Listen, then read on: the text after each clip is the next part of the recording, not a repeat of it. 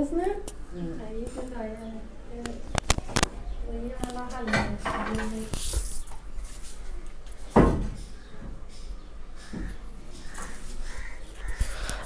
আলাইকুম রহমতুল্লাহ বারাকাতুহু।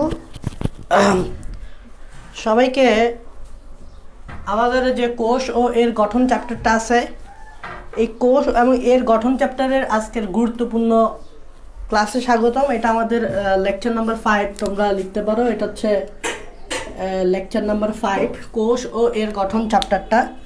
আমরা আজকে এই কোষ ও এর গঠন চ্যাপ্টারের গুরুত্বপূর্ণ দুটো টপিক পড়বো, যেগুলো না পড়লেই নয়। একটি হচ্ছে রাইবোজোম, যেটা আমি শুরুতেই পড়াবো, আর একটি হচ্ছে গলগি বডি। এই দুইটা টপিক খুবই গুরুত্বপূর্ণ। আমরা অনেক বিস্তারিত লজিক দিয়ে পড়ানোর চেষ্টা করবো যাতে তোমরা বুঝো।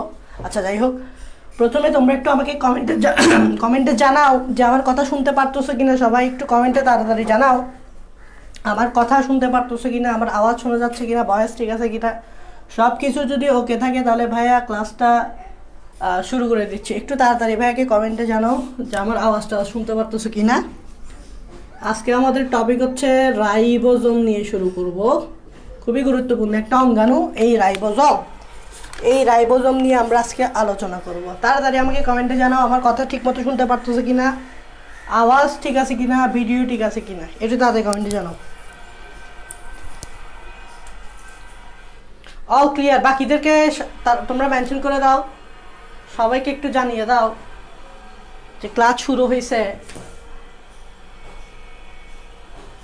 কেমন লাগতেছে ভাইয়া? এমন লাগতেছে কেন? মানে কেমন লাগতেছে বুঝলাম না। এমন লাগতেছে কেন?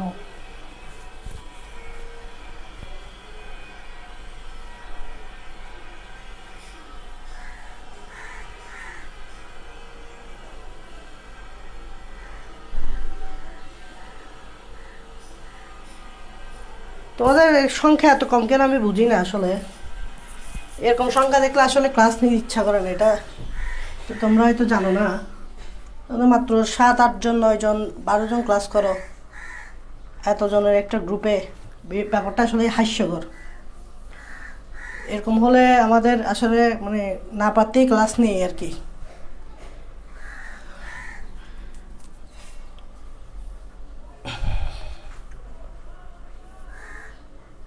ক্লাস যার যার ইচ্ছা মতো করো। আসলে এগুলা কি বলবো তোমাদেরকে। আসলে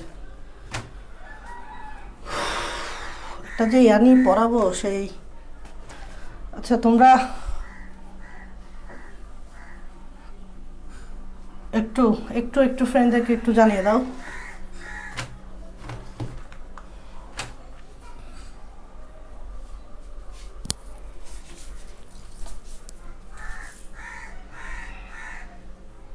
ওয়ালাইকুম আসসালাম ভাইয়া। ভাইয়া অনেকেই জানে না ক্লাসের না, না জানে না, সেটা তাদের ব্যাপার, এটা আমার ব্যাপার না। জানে না কেন সেটা আমি জানি না।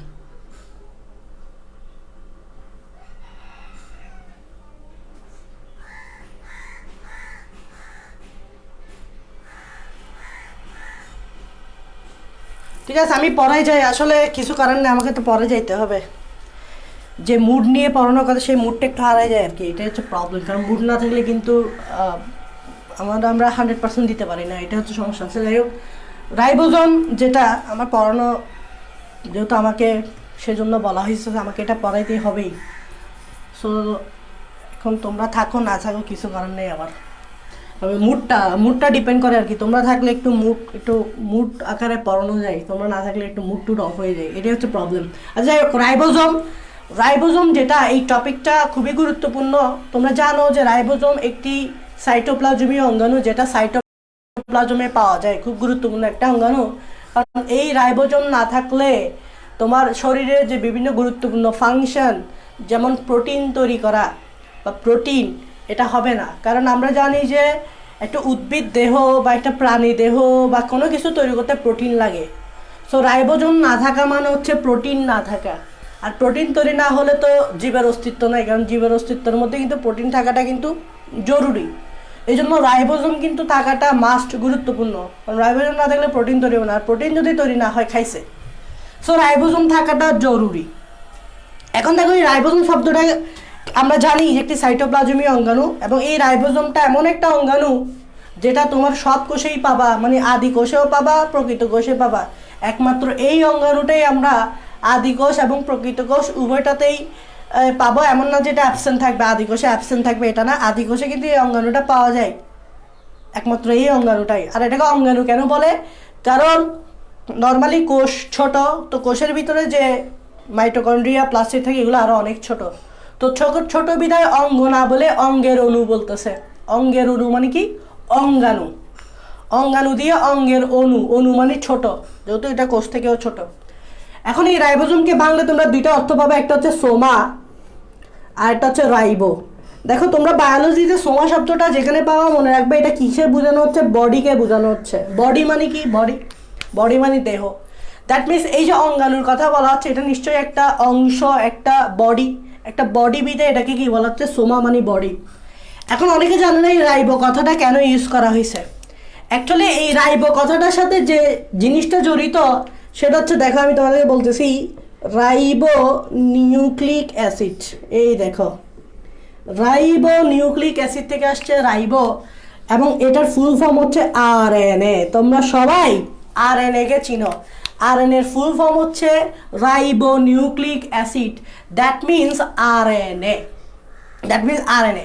এখন কেন এই রাইবো নিউক্লিক অ্যাসিডের যে প্রথম নাম রাইবো আছে, রাইবো দিয়েই রাইবোজোম নামকরণ করা হয়েছে।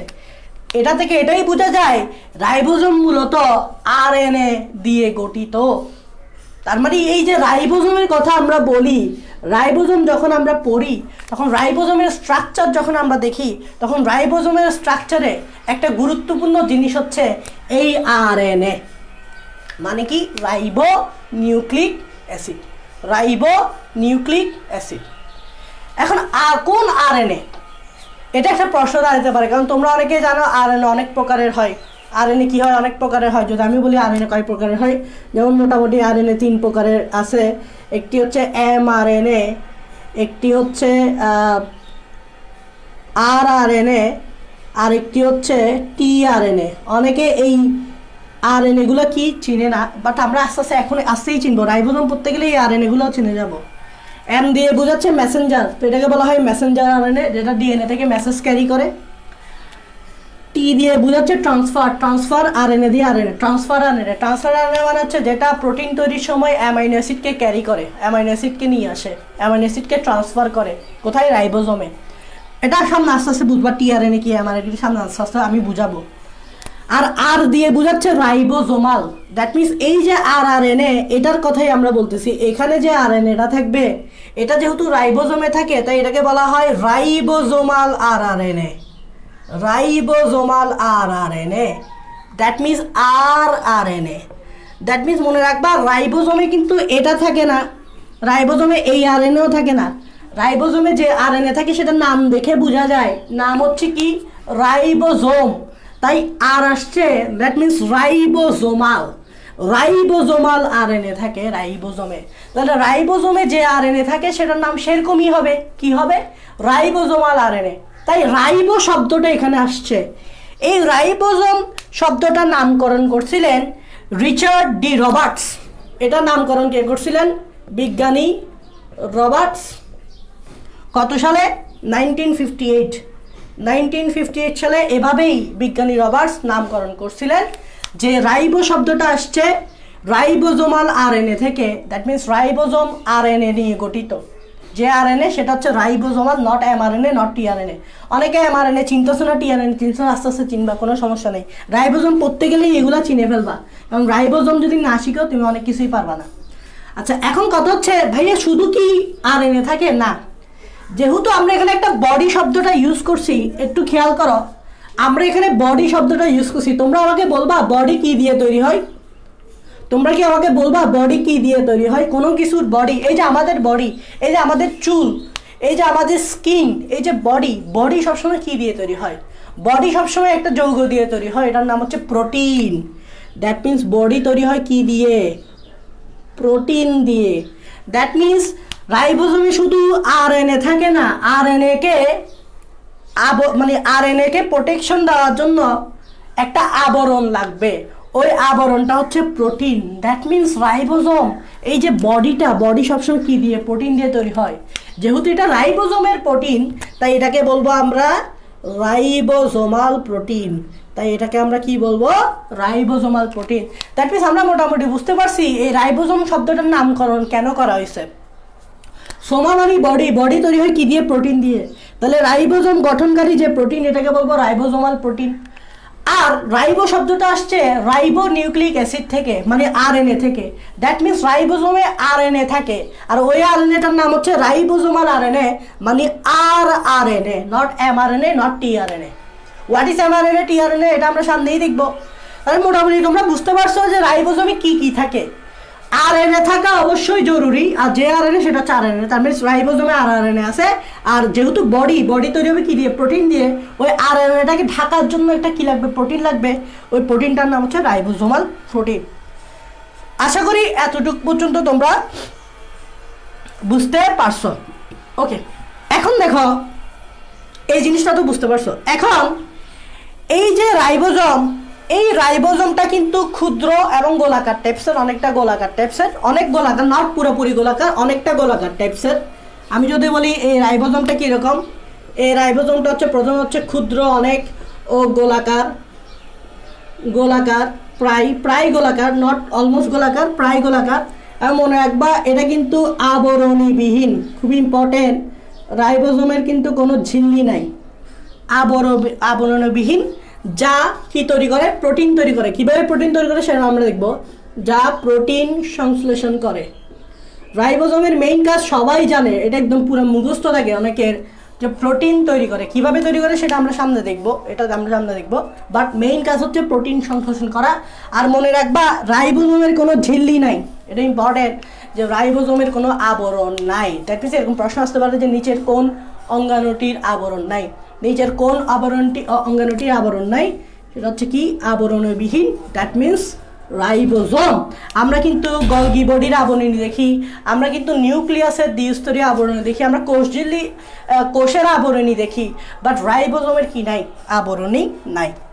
এবং মনে রাখবা এই যে রাইবোজোমে থাকে কি কি? দুইটা জিনিস, একটি হচ্ছে আরআরএনএ আর একটি হচ্ছে প্রোটিন, এবং আরআরএনএ এবং প্রোটিনের অনুপাত প্রায় সমান।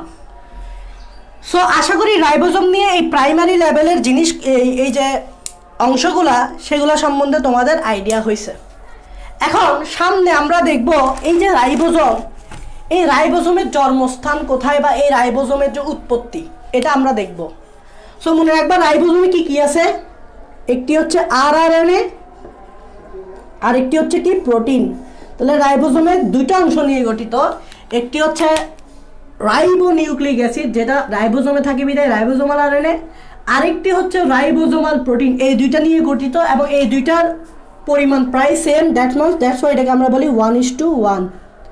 এই দুইটার অনুপাত প্রায় সেম, 1:1।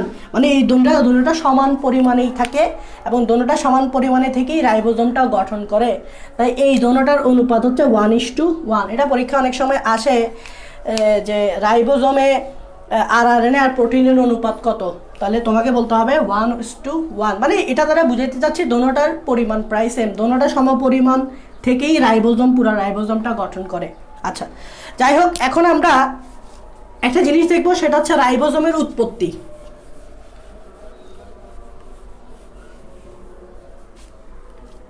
একটা জিনিস দেখবো কি?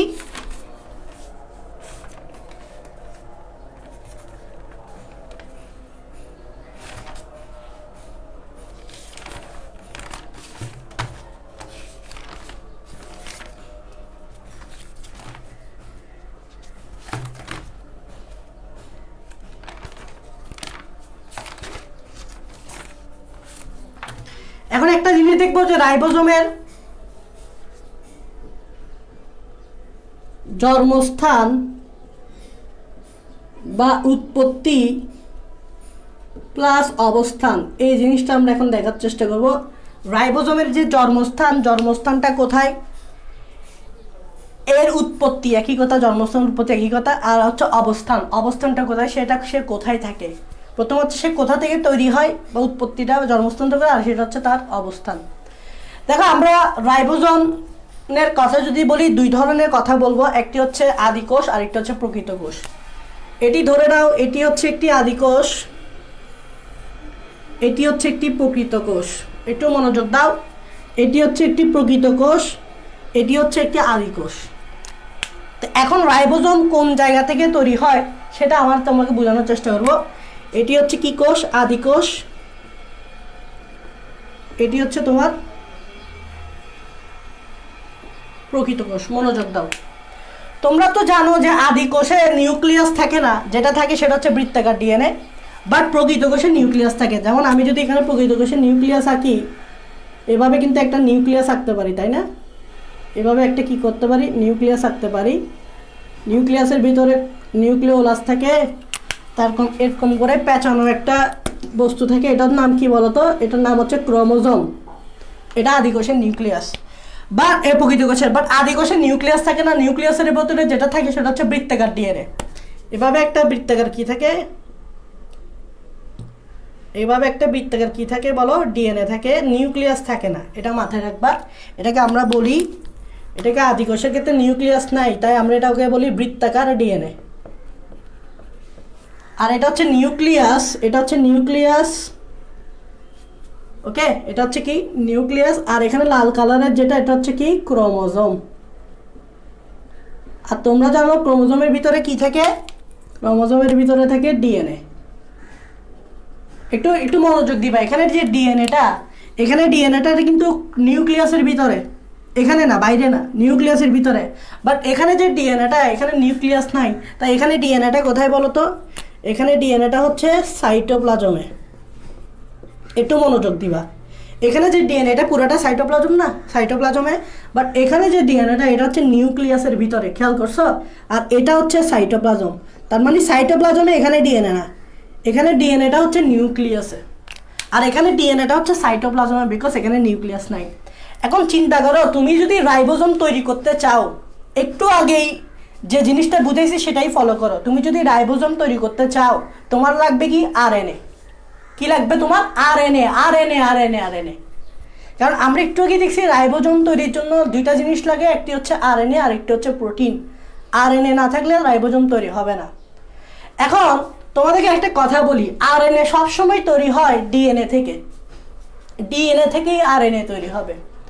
দ্যাট মিনস তুমি যদি একটু মনোযোগ দাও, একটু মনোযোগ দাও, একটু যদি মনোযোগ দাও, এই যে আদি কোষের দেখো, এই যে আদি কোষের বৃত্তাকার ডিএনএ, এই বৃত্তাকার ডিএনএ থেকেই তৈরি হবে, এই যে বৃত্তাকার ডিএনএ, এই বৃত্তাকার ডিএনএ থেকেই তৈরি হবে আরএনএ। যেহেতু রাইবোজোমে আরএনএ তৈরি হবে, তাই আমি এটাকে রাইবোজোমাল আরএনএ বলতে পারি। আর আরএনএ ডিএনএ থেকেই তৈরি হবে। এটা আমরা সামনে আর একটু ভালোভাবে বোঝানোর চেষ্টা করবো। ডিএনএ থেকেই তৈরি হবে আরএনএ। এখন এই আরএনএটা তোমার কোথায় চলে আসছে দেখো, এটা এটা তো সাইটোপ্লাজমেই আছে, খেয়াল করবা। এই ডিএনএটা কিন্তু সাইটোপ্লাজমেই আছে, কারণ এখানে নিউক্লিয়াস নাই, এখানে কিন্তু নিউক্লিয়াস নাই। এই ডিএনএ থেকে আরএনএ তৈরি হলো। তারপর এই যে আরএনএ থেকে, এই যে আরএনএ প্রোটিন তৈরি হবে। কি তৈরি হবে? এই আরএনএ সাথে কি তৈরি হবে? থেকে প্রোটিন তৈরি হবে। এই যে আরএনএ আর প্রোটিন, এই আরএনএ আর প্রোটিন মিলেই তো একটু আগে দেখাইছি কি? রাইবোজোম। এই আরএনএ আর প্রোটিন মিলেই তো দেখাইছি কি? রাইবোজোম। তাহলে তুমি খেয়াল করো, আদি কোষের ক্ষেত্রে পুরো ঘটনাটা ঘটতেছে সাইটোপ্লাজমে, কারণ আদি কোষের নিউক্লিয়াস নাই। নিউক্লিয়াস নাই বিদায় বৃত্তাকার ডিএনএটা আছে সাইটোপ্লাজমে। সো সাইটোপ্লাজমের যে ডিএনএ আছে, ওই ডিএনএ থেকেই রাইবোজোমটা তৈরি হয়েছে আমরা বলতে পারি। তাহলে একটা জিনিস দেখো, আদি কোষের ক্ষেত্রে, আদি কোষের ক্ষেত্রে এই যে সাইটোপ্লাজম আছে, সাইটোপ্লাজমে যে ডিএনএ আছে, নিউক্লিয়াস তো নাই, ওই ডিএনএ থেকেই রাইবোজোমের উৎপত্তি। বিকজ ডিএনএ থেকে আরএনএ, আরএনএ থেকে প্রোটিন, এই আরএনএ আর প্রোটিন মিলেই তো রাইবোজোম। একটু আগে দেখাইছি, এই আরএনএ আর প্রোটিন মিলেই তো রাইবোজোম, একটু আগেই দেখাইছি। ঠিক আছে? সো এটাই হচ্ছে প্রশ্ন। এটা হচ্ছে আদি কোষের ক্ষেত্রে, বিকজ আদি কোষের নিউক্লিয়াস নাই। এখন তোমাকে যদি বলো আদি কোষে, তাহলে আদি কোষের রাইবোজোম কোত্থেকে সৃষ্টি হয়? তাহলে তুমি কি বলবা? আদি কোষের রাইবোজোম সৃষ্টি হয় ডিএনএ থেকে। আদি কোষের রাইবোজোম সৃষ্টি করতে গিয়ে ডিএনএ থেকে, কারণ ডিএনএ তো সাইটোপ্লাজমেই আছে, নিউক্লিয়াস নাই। ডিএনএ থেকেই রাইবোজোমটা সৃষ্টি হয়েছে আদি কোষের ক্ষেত্রে। বাট প্রকৃত কোষে আসো, প্রকৃত কোষে কিন্তু এরকম না। প্রকৃত কোষে একটা নিউক্লিয়াস আছে, নিউক্লিয়াসের ভিতরে ক্রোমোজোম আছে, ক্রোমোজোমের ভিতরে ডিএনএ আছে। তো এই ক্রোমোজোমের ভিতরে যে ডিএনএ, এই ডিএনএ থেকেই কিন্তু কি তৈরি হবে? রাইবোজোমের যে আরএনএ, মানে আরএনএ এটা তৈরি হবে। পরবর্তীতে এই আরএনএ থেকে আমরা জানি ট্রান্সলেশন প্রক্রিয়ায় প্রোটিন তৈরি হয়, সামনে আমি এগুলো বুঝাবো। এই যে প্রোটিনও তৈরি হবে। এই যে আরএনএ আর প্রোটিন, এই যে আরএনএ আর প্রোটিন এগুলা মিলেই হয় রাইবোজোম। একটু মনোযোগ দিয়ে দেখো, ডিএনএটা সবসময় নিউক্লিয়াসের ভিতরে থাকে, ডিএনএ কখনো নিউক্লিয়াস থেকে বের হয় না। একটু মনোযোগ দাও, এটা হচ্ছে ডিএনএ। কোথায় আছে? ক্রোমোজোম। ক্রোমোজোম কোথায় আছে? নিউক্লিয়াসে। দ্যাট মিন্স নিউক্লিয়াসের ভিতরে কি আছে? ডিএনএ আছে। তাহলে ডিএনএটা কিন্তু সাইটোপ্লাজমে না। এই দেখো, এটা সাইটোপ্লাজম না, এটা সাইটোপ্লাজম। সাইটোপ্লাজম না, ডিএনএটা হচ্ছে নিউক্লিয়াসের ভিতরে। এখন চিন্তা করো, ডিএনএ কখনো হাঁটি হাঁটি পা পা করে বের হতে পারে না। বের হতে পারে না মানে কি? চলাচল করতে পারে না। ডিএনএ সবসময় নিউক্লিয়াসের ভিতরে, ক্রোমোজোমের ভিতরেই থাকে। বাট ডিএনএ কি করে? একটা কপি তৈরি করে। ওই কপিটা হচ্ছে আরএনএ বা আরএনএ। দ্যাট মিনস ডিএনএ যেহেতু বের হতে পারে না নিউক্লিয়াস থেকে, তাই ডিএনএ কি করবে? একটা কপি তৈরি করে দিবে। ধর ডিএনএ একটা রাইবোজোম তৈরির ইনফরমেশন আছে। আমরা তো রাইবোজোমের জন্মস্থান পড়তেছি, উৎপত্তি পড়তেছি। তো রাইবোজোম তৈরির ইনফরমেশন তো ডিএনএতে থাকবে। ডিএনএ ইনফরমেশনটা তো বের করে নিয়ে যেতে পারবে না, কারণ সে সবসময় নিউক্লিয়াসের ভিতরেই থাকবে। সে হচ্ছে রাজা। রাজা কখনো দেখবা গুরুত্বপূর্ণ সন্দেশ, তথ্য নিজে ক্যারি করে আরেক রাজার কাছে পাঠায় না। সে মন্ত্রীর মাধ্যমে, কারোর মাধ্যমে তথ্যটা পাঠায়। এখানে রাজা হচ্ছে ডিএনএ। তো ডিএনএর যে রাইবোজোম তৈরির ইনফরমেশনগুলো আছে, ওই ইনফরমেশনগুলো সে নিজে ক্যারি করে নিয়ে যায় না। সে কি করবে? এটার একটা তথ্য কপি করবে। কিসের মাধ্যমে? এই আরএনএর মাধ্যমে। আর ডিএনএ থেকে আরএনএ তৈরি করাকে বলা হয় তথ্য কপি করা। মানে এই ডিএনএ থেকে তথ্যগুলো কপি করবে। কপি করে এই আরএনএটা, এই যে আরএনএ, এই আরএনএটা নিউক্লিয়াস থেকে এভাবে বাইরে হয়ে যাবে। এই দেখো, এই আরএনএটা নিউক্লিয়াস থেকে এভাবে বাইরে হয়ে গেছে। তার মানে ডিএনএ কখনো নিজের থেকে বাইরে হয় না। ডিএনএর যে তথ্যগুলো থাকে সেগুলো কপি করে কিসের মাধ্যমে? আরএনএর মাধ্যমে। এই আরএনএটাই কি করবে? এই আরএনএটাই কি করবে? নিউক্লিয়াস থেকে বের হয়ে যাবে। নিউক্লিয়াস থেকে বের হয়ে কোথায় আসবে? আছে কি তাহলে? নিউক্লিয়াস থেকে বের হলে জায়গাটার নাম কি হয়ে যায়? সাইটোপ্লাজম। নিউক্লিয়াস থেকে বের হয়ে সাইটোপ্লাজমে আসবে। নিউক্লিয়াস থেকে বের হয়ে কোথায় আসবে? সাইটোপ্লাজম আসবে। তারপর ওই আরএনএ থেকে ধরো প্রোটিন তৈরি হলো, এবং ওই আরএনএ বা প্রোটিন সহযোগে কী তৈরি হলো? রাইবোজোম তৈরি হলো। তাহলে তোমাকে কেউ যদি জিজ্ঞেস করে রাইবোজোমের অবস্থান প্রকৃত কোষে কোথায়, তাহলে আনসার হচ্ছে নিউক্লিয়াসে। আনসার হচ্ছে কোথায়? নিউক্লিয়াসে। নিউক্লিয়াস থেকেই মূলত, নিউক্লিয়াসের ভিতরে যে ডিএনএ আছে, তাই নিউক্লিয়াসেই বলা হচ্ছে, নিউক্লিয়াস থেকেই মূলত রাইবোজোমটা তৈরি হয়েছে। আর তুমি যদি আদিকোষে দেখো, আদিকোষে যেহেতু নিউক্লিয়াস নাই, তাহলে সরাসরি বলতে পারি ডিএনএ থেকেই রাইবোজোমটা তৈরি হয়েছে। সরাসরি বলতে পারি ডিএনএ থেকেই রাইবোজোমটা তৈরি হয়েছে। তোমরা যখন বইয়ে রাইবোজোমের উৎপত্তিটা পড়বা, তখন এই কথাগুলো পাবা। এই কথাগুলো পেলে তোমরা অনেকে কনফিউজে ভুগতে পারো যে এটা কী বুঝতে যাচ্ছে। সো এই জিনিসটা আমি একটা এভাবে বোঝানোর চেষ্টা করছি যে এখান থেকে, যেহেতু এখানে যদি নিউক্লিয়াস নাই, তাহলে দেখো ডিএনএ থেকেই কিন্তু রাইবোজোমটা তৈরি হয়েছে। আর যেহেতু এখানে নিউক্লিয়াস আছে, তাহলে এই নিউক্লিয়াস থেকেই রাইবোজোমটা তৈরি হয়েছে। নিউক্লিয়াসের ভিতরে যে ডিএনএ আছে, ডিএনএ থেকেই রাইবোজোমটা তৈরি হয়েছে। দ্যাট মিনস নিউক্লিয়াস থেকেই তৈরি হয়েছে। এটা হচ্ছে রাইবোজোমের জন্মস্থান বা উৎপত্তি। এটা হচ্ছে রাইবোজোমের জন্মস্থান বা উৎপত্তি। এখন দেখো, আমরা জানবো রাইবোজোমের অবস্থান কোথায়। জন্মস্থান তো বুঝে গেলাম, এখন অবস্থান বোঝার চেষ্টা করি। দেখো, অবস্থানটা বোঝার চেষ্টা করি, একটু খেয়াল করবা। অবস্থানটা আমি প্রথমে আদিকোষে দেখাবো, তারপর প্রকৃত কোষে দেখাবো। আদিকোষে দেখো, আদিকোষে বোঝাই যাচ্ছে রাইবোজোমের অবস্থান কোথায়। এই দেখো, এটা পুরাটাই কিন্তু সাইটোপ্লাজম। এটা হচ্ছে সাইটোপ্লাজম। তৈরি হয়েছে কি? রাইবোজোম। সাইটোপ্লাজমে কি তৈরি হয়েছে? রাইবোজোম। যেহেতু নিউক্লিয়াস নাই, তাই এই যে রাইবোজোমগুলা সাইটোপ্লাজমেই তৈরি হয়েছে। তাহলে আদিকোষে রাইবোজোমের অবস্থান কোথায়? সাইটোপ্লাজমে। একটা জিনিস পেয়ে গেছে যে এই যে সাইটোপ্লাজম, আদিকোষে রাইবোজোমের অবস্থান হচ্ছে সাইটোপ্লাজম। এখন আসলে প্রকৃত কোষে যেহেতু নিউক্লিয়াস আছে, তাহলে দেখি এখানে রাইবোজোমের অবস্থানটা কীরকম। দেখো, প্রকৃত কোষে রাইবোজোমের অবস্থান দুই রকম। কীরকম? দুই রকম। কেমনে? দেখো, এটা হচ্ছে নিউক্লিয়াস, এটা হচ্ছে নিউক্লিয়াস, এটার ভিতরে আছে নিউক্লিওলাস, তারপর আছে এভাবে বৃত্ত, এভাবে আছে ডিএনএ। এটা হচ্ছে ডিএনএ, ঠিক আছে। এখন এগুলো হচ্ছে, এটাকে কি বলে? নিউক্লিয়ার ঝিল্লি।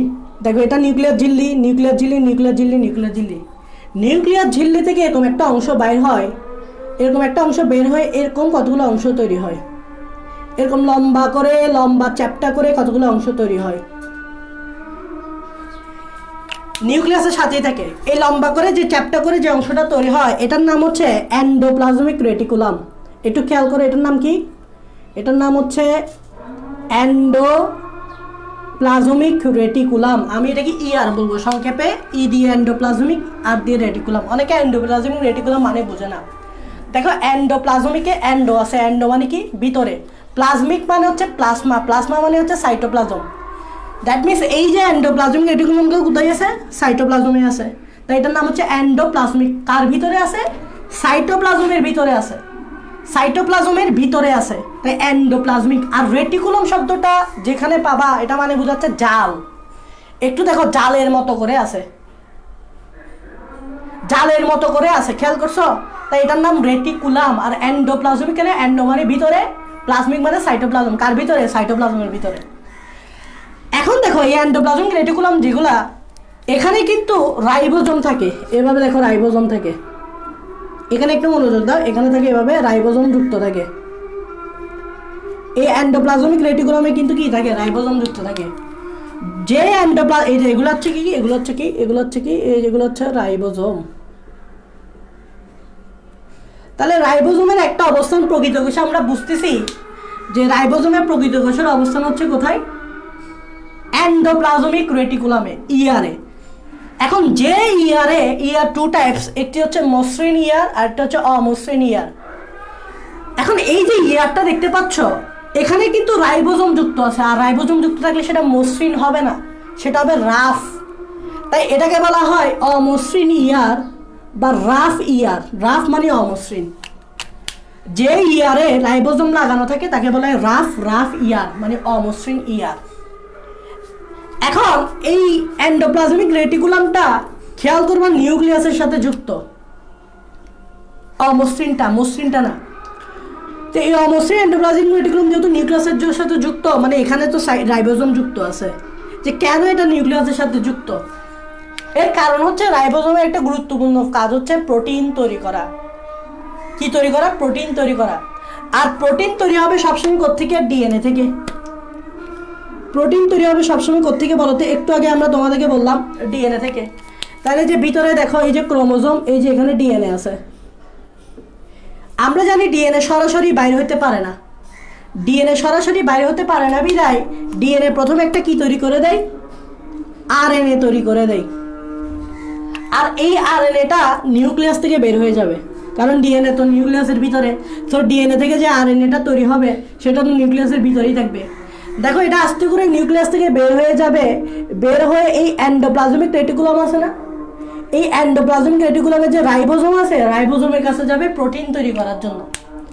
এই জন্য এন্ডোপ্লাজমিক রেটিকুলাম কাছাকাছি থাকে, আর এই এন্ডোপ্লাজমিক রেটিকুলাম রাইবোজোম যুক্ত থাকে যাতে প্রোটিন তৈরি করা যায়।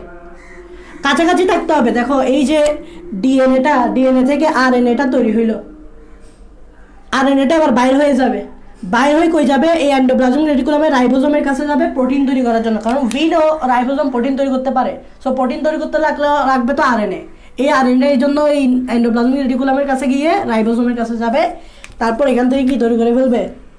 প্রোটিন তৈরি করে ফেলবে। এই জন্য এন্ডোপ্লাজমিক রেটিকুলামটা নিউক্লিয়াসের কাছাকাছি থাকে, আর ওই এন্ডোপ্লাজমিক রেটিকুলামে কি থাকে? রাইবোজোম থাকে, যাতে প্রোটিন তৈরি করা যায়। যে ডিএনএ থেকে যে আরএনএটা বাইরে হচ্ছে সেটা যাতে সাথে সাথে গিয়ে এন্ডোপ্লাজমিক রেটিকুলামের রাইবোজোমের কাছে গিয়ে প্রোটিন তৈরি করে ফেলতে পারে।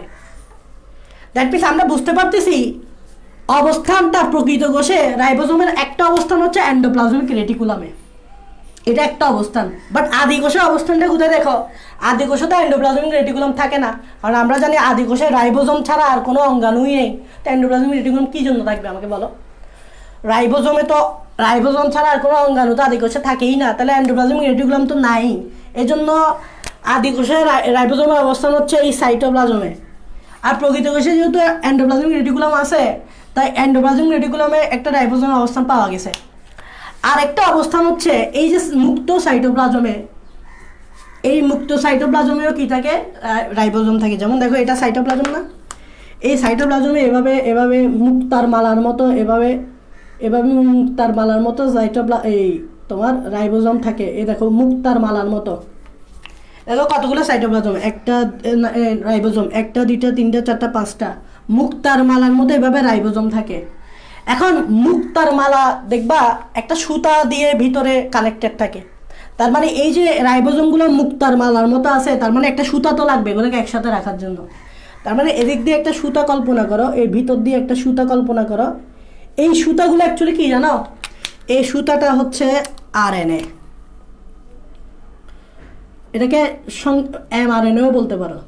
এই যে সুতাটা হচ্ছে নাম হচ্ছে এমআরএনএ বা মেসেঞ্জার আরএনএ। কেন বলো তো, কারণ ডিএনএ থেকে কি তৈরি হয়, আরএনএ মানে মেসেঞ্জার আরএনএ। ওই আরএনএটা কোথায় যাবে, রাইবোজোমে যাবে। কেন যাবে, প্রোটিন তৈরির জন্য। তাহলে দেখো এমআরএনএ সূত্র কয়টা, একটা, খেয়াল করো একটা এমআরএনএ, একটু খেয়াল করবা এমআরএনএ কয়টা, একটা। এই যে দেখো ডিএনএ থেকে এমআরএনএটা নিউক্লিয়াস থেকে বাইর হয়ে গেল, এটার মতো সেম, এটার মতো নিউক্লিয়াস থেকে বাইর হয়ে গেল, বাইর হয়ে সাইটোপ্লাজমে আসলো। একটা তো গেল রাফ এন্ডোপ্লাজমিক রেটিকুলামে, আরেকটা আসবে সাইটোপ্লাজমে। সাইটোপ্লাজমে এভাবে মুক্তার মালার মতো রাইবোজোম থাকে। ওই একটা আরএনএ এই মুক্তার মালার মতো অনেকগুলো রাইবোজোমের সাথে গিয়ে যুক্ত হবে। তাহলে এমআরএনএ কয়টা, একটা, বাট ওখানে রাইবোজোম কয়টা যুক্ত হয়েছে, একটা, দুইটা, তিনটা, চারটা, পাঁচটা। তো দেখতে অনেকটা মুক্তার মালার মতো না, তো মুক্তার মালার মতো। তো বইয়ে লিখছে দেখবা যে রাইবোজোমগুলা সাইটোপ্লাজমে মুক্তার মালার মতো থাকে। মুক্তার মালাতে মুক্তাগুলা যেরকম একটা সুতা দিয়ে কানেক্টেড থাকে, ঠিক সেমভাবে এটা একটা সুতা দিয়ে কানেক্টেড থাকে। সুতাটার নাম হচ্ছে এমআরএনএ। কয়টা, একটা। কেন এমআরএনএ সুতাটা এখানে যুক্ত হয়েছে, কিসের জন্য, প্রোটিন তৈরির জন্য। মনে রাখবা আরএনএ থেকে সবসময় প্রোটিন তৈরি হয়, আর রাইবোজোম কি করে, প্রোটিন তৈরি করে। তাই এমআরএনএটা কই গেছে, ওই রাইবোজোমগুলোর কাছে গেছে প্রোটিন তৈরির জন্য। এখন এটাকে একটা নাম দেওয়া হয়, যেহেতু এখানে অনেকগুলা রাইবোজোম, তো অনেকগুলো হলে আমরা একটা টার্ম ইউজ করি পলি, তাই এটাকে বলা হয় পলি রাইবোজোম। তাই এটাকে বলা হয় পলি রাইবোজোম। তাহলে সাইটোপ্লাজমে যখন অনেকগুলা রাইবোজোম একটা এমআরএনএ সূত্র দ্বারা মুক্তার মালার মতো অবস্থান করে, তখন এটাকে বলা হয় পলি রাইবোজোম। পলি মানে অনেক, রাইবোজোম মানে রাইবোজোম। তার মানে আমরা প্রকৃত কোষে রাইবোজোমের দুইটা অবস্থান ডিটেক্ট করছি। একটা অবস্থান হচ্ছে রাফ এন্ডোপ্লাজমিক রেটিকুলামে, আর একটা অবস্থান হচ্ছে সাইটোপ্লাজমে। একটা অবস্থান হচ্ছে রাফ এন্ডোপ্লাজমিক রেটিকুলামে, আর একটি হচ্ছে সাইটোপ্লাজমে। তাহলে আমরা রাইবোজোমের জন্মস্থানও শিখে ফেললাম। জন্মস্থানটা কি ছিল, প্রকৃত কোষের ক্ষেত্রে ছিল নিউক্লিয়াস, দেখলাম নিউক্লিয়াস থেকে কীভাবে রাইবোজোম তৈরি হয়েছে। আর আদি কোষের ক্ষেত্রে দেখছিলাম ডিএনএ, কারণ আদি কোষের নিউক্লিয়াস নেই, ডিএনএ থেকে তৈরি হয়েছিল। আর অবস্থানটা হচ্ছে আদি কোষে সাইটোপ্লাজম আছে, যেহেতু নিউক্লিয়াস নেই তাই আর এন্ডোপ্লাজমিক রেটিকুলাম নেই, তাই অবস্থানটা সাইটোপ্লাজমে।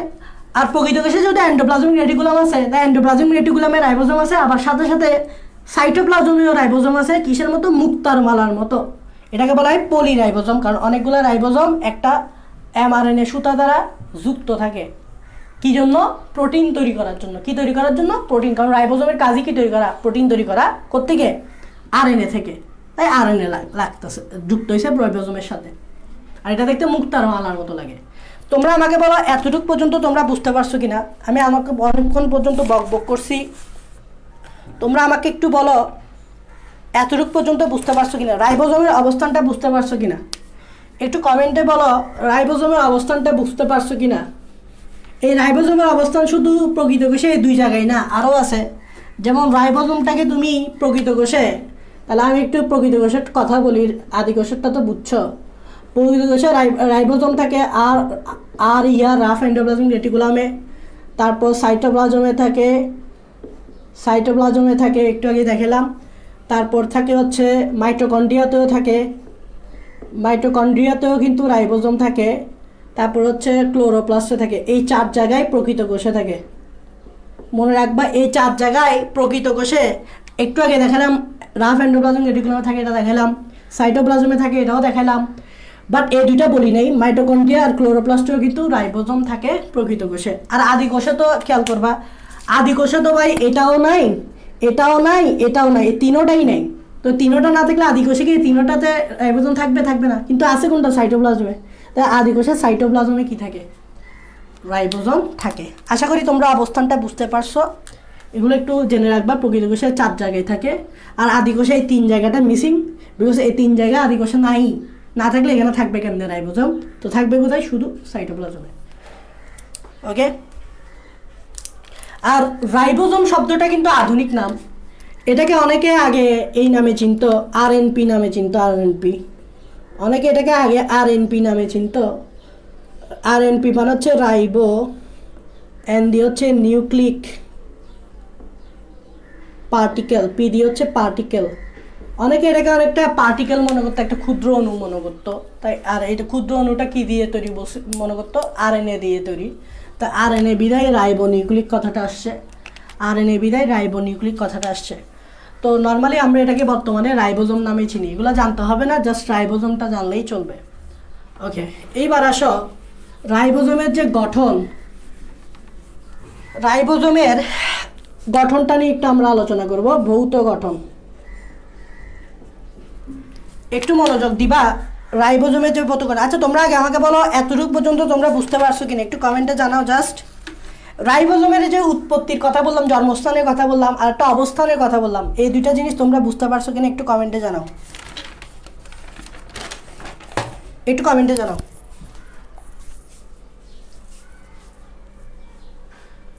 মানে এটা বুঝি নাই, মানে এটা বুঝবা সামনে, আমি আসতেছি সামনে আর একটু বুঝাবো, সমস্যা নাই।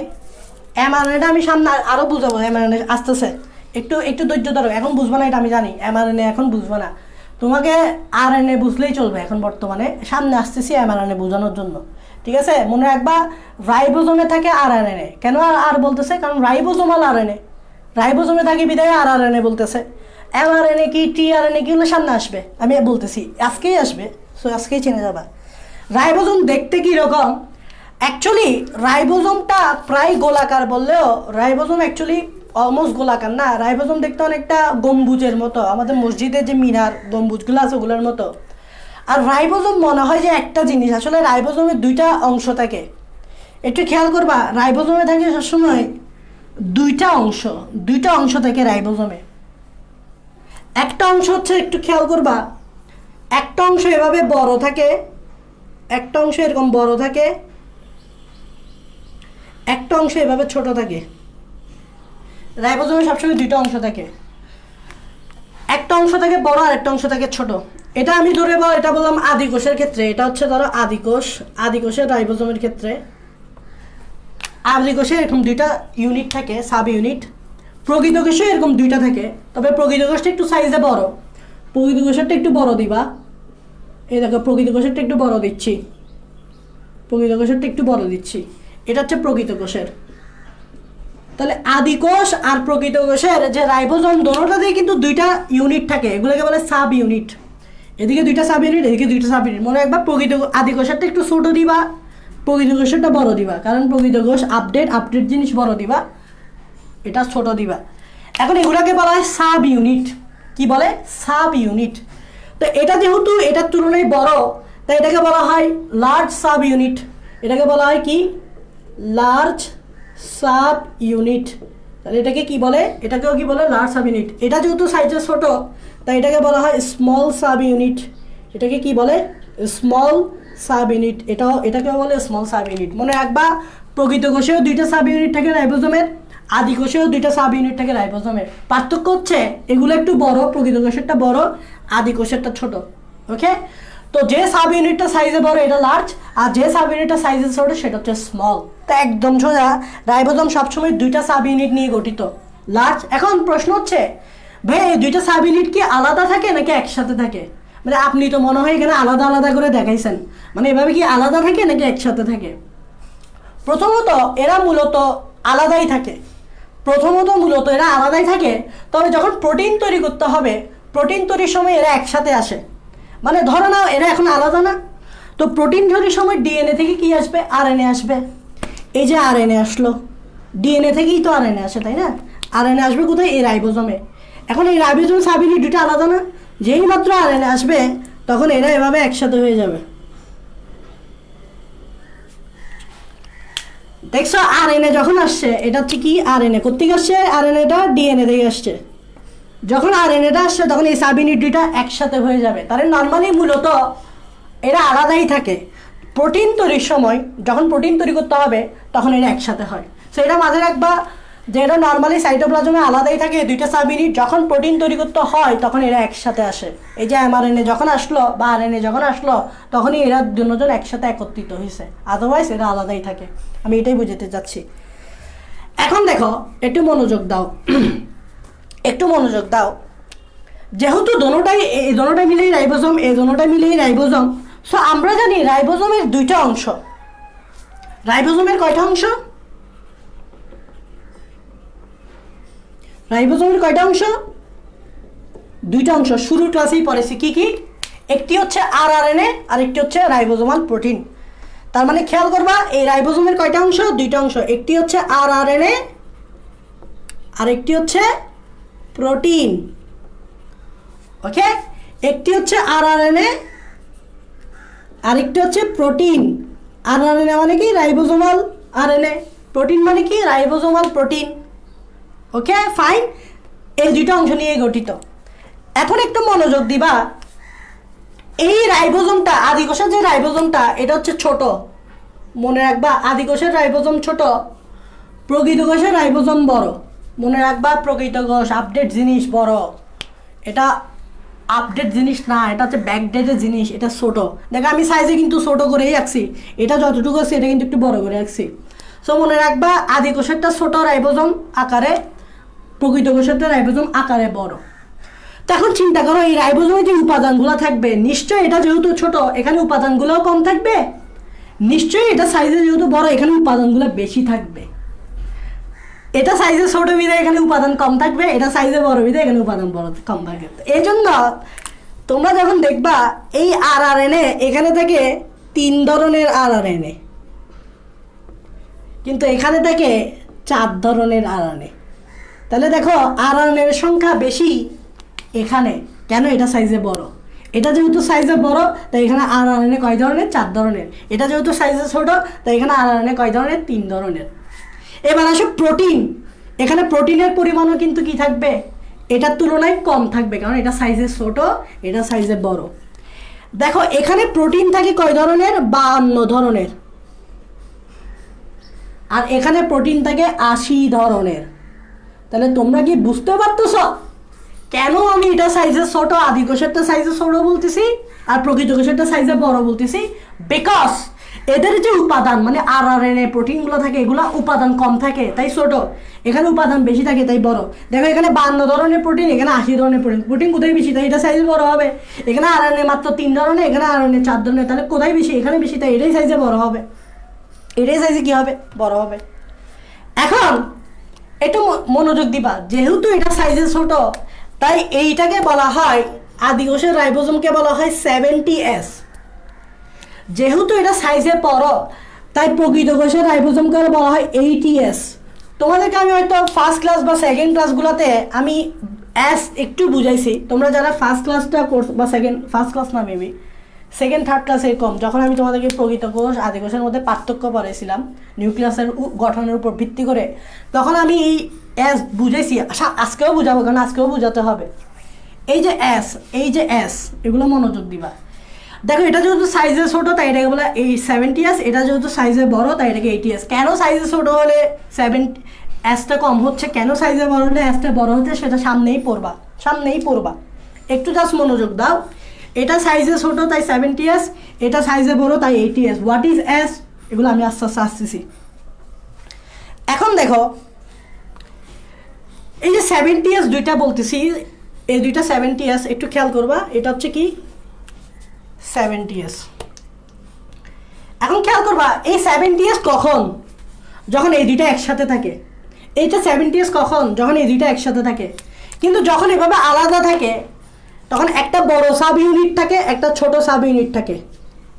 একসাথে থাকলে 70S, বাট দোনোটা যখন আলাদা থাকে, এই জায়গায় দোনোটা আলাদা, তখন বড় সাব ইউনিট ছোট ইউনিট, তখন বড় সাব ইউনিটটা হয় 50S, ছোটটা হয় 30S। দেখো অনেকে এখন এখানে যোগ বিয়োগ করবে, মানে ভাইয়া 50 আর 30 যোগ করলে তো 80 হয়, এখানে আপনি 70 লিখছেন, ব্যাপারটা কী হইলো? এগুলো সব বুঝাবো, ধৈর্য ধরবা খালি। 50 আর 30 যোগ করলে তো ভাইয়া 80 হয়, আপনি লিখছেন 70। মনে রাখবা একসাথে থাকলে 70 হয়। একসাথে মানে বুঝতে পারতেছ? এভাবে থাকলে এভাবে থাকলে একসাথে থাকলে 70 হয়, বাট এভাবে যখন আলাদা হয়ে যায় তখন 50 আর 30 হয়। কেন হয় সেটাও বুঝাবো, ধৈর্য ধরতে হবে খালি। আর এটা যে 80 না, এটা এখন 80 না, বাট যখন এটা একসাথে থাকে তখন 80, যখন এভাবে আলাদা থাকে তখন বড়টা হয় 60s আর ছোটটা হয় 40s। তাহলে খেয়াল করবা তোমরা, এখন এখানেও প্রশ্ন করতে পারো 60 60 আর 40 যোগ করলে তো ভাই 100 হয়, আপনি লিখছেন 80, কাহিনীটা কি? কাহিনী আছে সামনে, বুঝবা। তো মনে রাখবা এই দুইটা সাব ইউনিট যখন আলাদা থাকে তখন বড়টা হয় 60, ছোটটা হয় 40, যখন একসাথে হয় তখন 80। এই দুইটা সাব ইউনিট যখন আলাদা থাকে বড়টা 50, ছোটটা 30, যখন একসাথে হয় তখন 70। যোগ করলে তো ভাইয়া এরকম হয় না, কারণটা কি এটা আমি সামনেই বলবো। এখন আসো, এখানে আরএনএ থাকে 3 ধরনের, এখানে প্রোটিন থাকে 52 ধরনের। এখন 3 ধরনের আরএনএ গুলো কি কি বইয়ে লিখছে, যেমন আমি তোমাদেরকে একটু বলি 3 ধরনের আরএনএ গুলো কি কি।